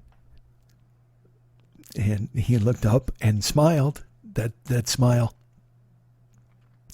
And this is right when the Chiron album had come out, the Chiron album. And I had listened to it with my brother over the phone, and I said, "Listen, I don't bother people, but I have to talk to you. And I have to tell you how much you mean to me." And he smiled and he said, "Oh, that's amazing. Thank you." He goes, "You mean a lot to me too." And I go, "Well, no." I go, "You've been so important to my life." I told him, I'm sure I told him about getting the first album, or the Van Halen 2. I told him borrowing it. I told him that I couldn't play guitar, but I knew every single note he had ever played. I told him he had made my life better. And I got to tell him how important he was and what he meant to me. And he thanked me, and he talked to me, and he asked my name, and he asked where I was from, and I told him I was from Chicago and that I'd seen him there, and I told him I'd seen him in Reno, all over, and we had a conversation. It wasn't a hit and run. He didn't want to get rid of me. He wanted to talk to me, and not in an admiration society way. He wanted to hear from me. It made me think of these stories, when I think about it and reflect on it now, where he, on the road, would go to his hotel room and just vodka and Coke and a recorder, because he wasn't a rock star. He was a musician. And I was telling him what his music meant to me. And I think that was important to him. At least I like to think it was. And he broke out a copy of Billboard, and I told him that I had listened to the new album over the phone with my brother. I had played every song. I told him Year to the Day was a masterpiece, and I loved New World, and I loved Josephina, and I wasn't lying. I meant those things. And he thanked me profusely. And then he complained that KLOS, the local rock station, wouldn't play the album because the way that the music industry had changed, he couldn't get on radio. He opened Billboard and he showed me the modern rock charts, and they were number one on the modern rock chart. He goes, "Look at us." He goes, "Right there, Without You is number one on the modern rock chart and the album, and I can't get on the radio in my hometown. They won't play me, and I can't figure out why." And in that moment, he was sharing with me a real concern. He was talking to me. He was having a conversation with me. He wasn't just getting platitudes lobbed at him and basking in the glow. And he asked me what I thought he should do. I of course, had no idea. But I commiserated and told him that was ridiculous, and that the album was so good that eventually they would have to play it. And I think he liked that and smiled, and we talked for 20 minutes. And a genuine conversation. It wasn't just me jerking him off the whole fucking time, and he had to go. And I asked him if I could give him a hug. And he said, "Of course." And I hugged him and I lifted him off the fucking ground. Like I wanted to carry him away forever and keep him. And he laughed. He thought it was funny. He was a small guy compared to me, certainly. And the fact that he stood and talked to me, 6'2", 450 pounds at the time, probably looked like a maniac on a Sunday morning. I'm incredibly grateful I had that opportunity. How often do you get to tell people how important they are to you? Especially someone who's in the fucking stratosphere that you think you'll never be able to see or touch. And he paid and he walked out, and I stood frozen, and I choked up because I realized the magnitude of being able to tell someone who was a hero to me just what they meant to me, and have them be human and decent and ask my name and want to know who I was and be grateful for the fact that I appreciated what their life's work had brought to the world. You learn about people over time, the way they react in situations, the way and if they're thrust into the spotlight and how they act, and you learn a lot about a life in death. In all the tributes that have come forward about him, in addition to people fucking going crazy for his other fucking worldly talent, there's been another sentiment that has come through in every single tribute that I have seen from anyone on Twitter or Instagram or newspaper articles or music reviewers or anyone. And that he was a great guy who was loved by all he met. People like Tony Iommi, people like Steve Stevens, people, they called him a sweetheart. He's an unassuming giant. You hear about genius and how genius is tortured. We've seen geniuses act like fuck-ups and ruin their own lives and everybody around them. You hear about genius being tortured and alienating people and ending up alone. And genius punishing people for not understanding what it means to be different or special. But not Eddie. He had hard times, and he certainly had his substance abuse issues, but he overcame them. And since he got sober, he has spent the last 8 years or 9 years of his life the happiest he's ever been. Playing alongside his brother and his son, and he could not have asked for anything more. His ex-wife, Valerie, still loved him. She posted an amazing note. His son, Wolf, loved him so much. He spent his lifetime inseparable from his best friend from birth, his older brother. In this fucking awful wood chipper of a world where everyone is always one statement, one fuck up, one tweet away from being milkshake ducked into oblivion, where you're going to find out their terrible secrets and you wind up going, man, why did I ever invest 5 seconds in caring about or liking that person? Edward Van Halen was beloved by anyone and everyone he ever met. And do you know how happy that makes me? It shouldn't. It shouldn't. I should just take joy from his work, but for me that's not enough. It's so weird. I don't know why. I want him to be as happy as he made me. He's given me so much that I want him to have just the same amount of happiness, if not more. He needs the world. I want him to have experienced the same joy in his life that I experienced by dropping a needle or pushing a play on his life's work. And to hear that everyone loved him as much as I did, that's the best. It's the goddamn best.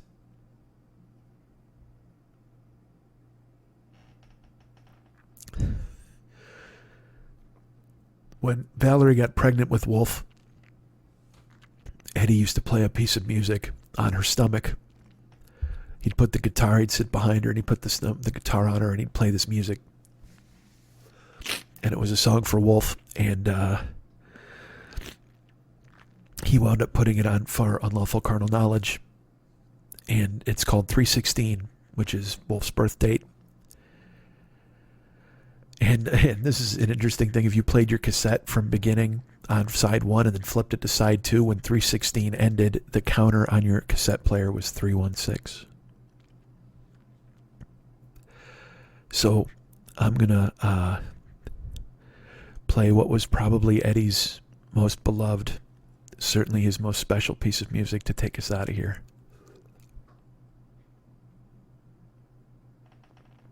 And I wish I never had to do this show.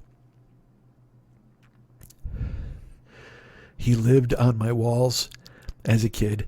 He lives on my fridge right now. He lives in my head. He lives in my ears. And he lives in my heart. And he always will. I love you, Eddie.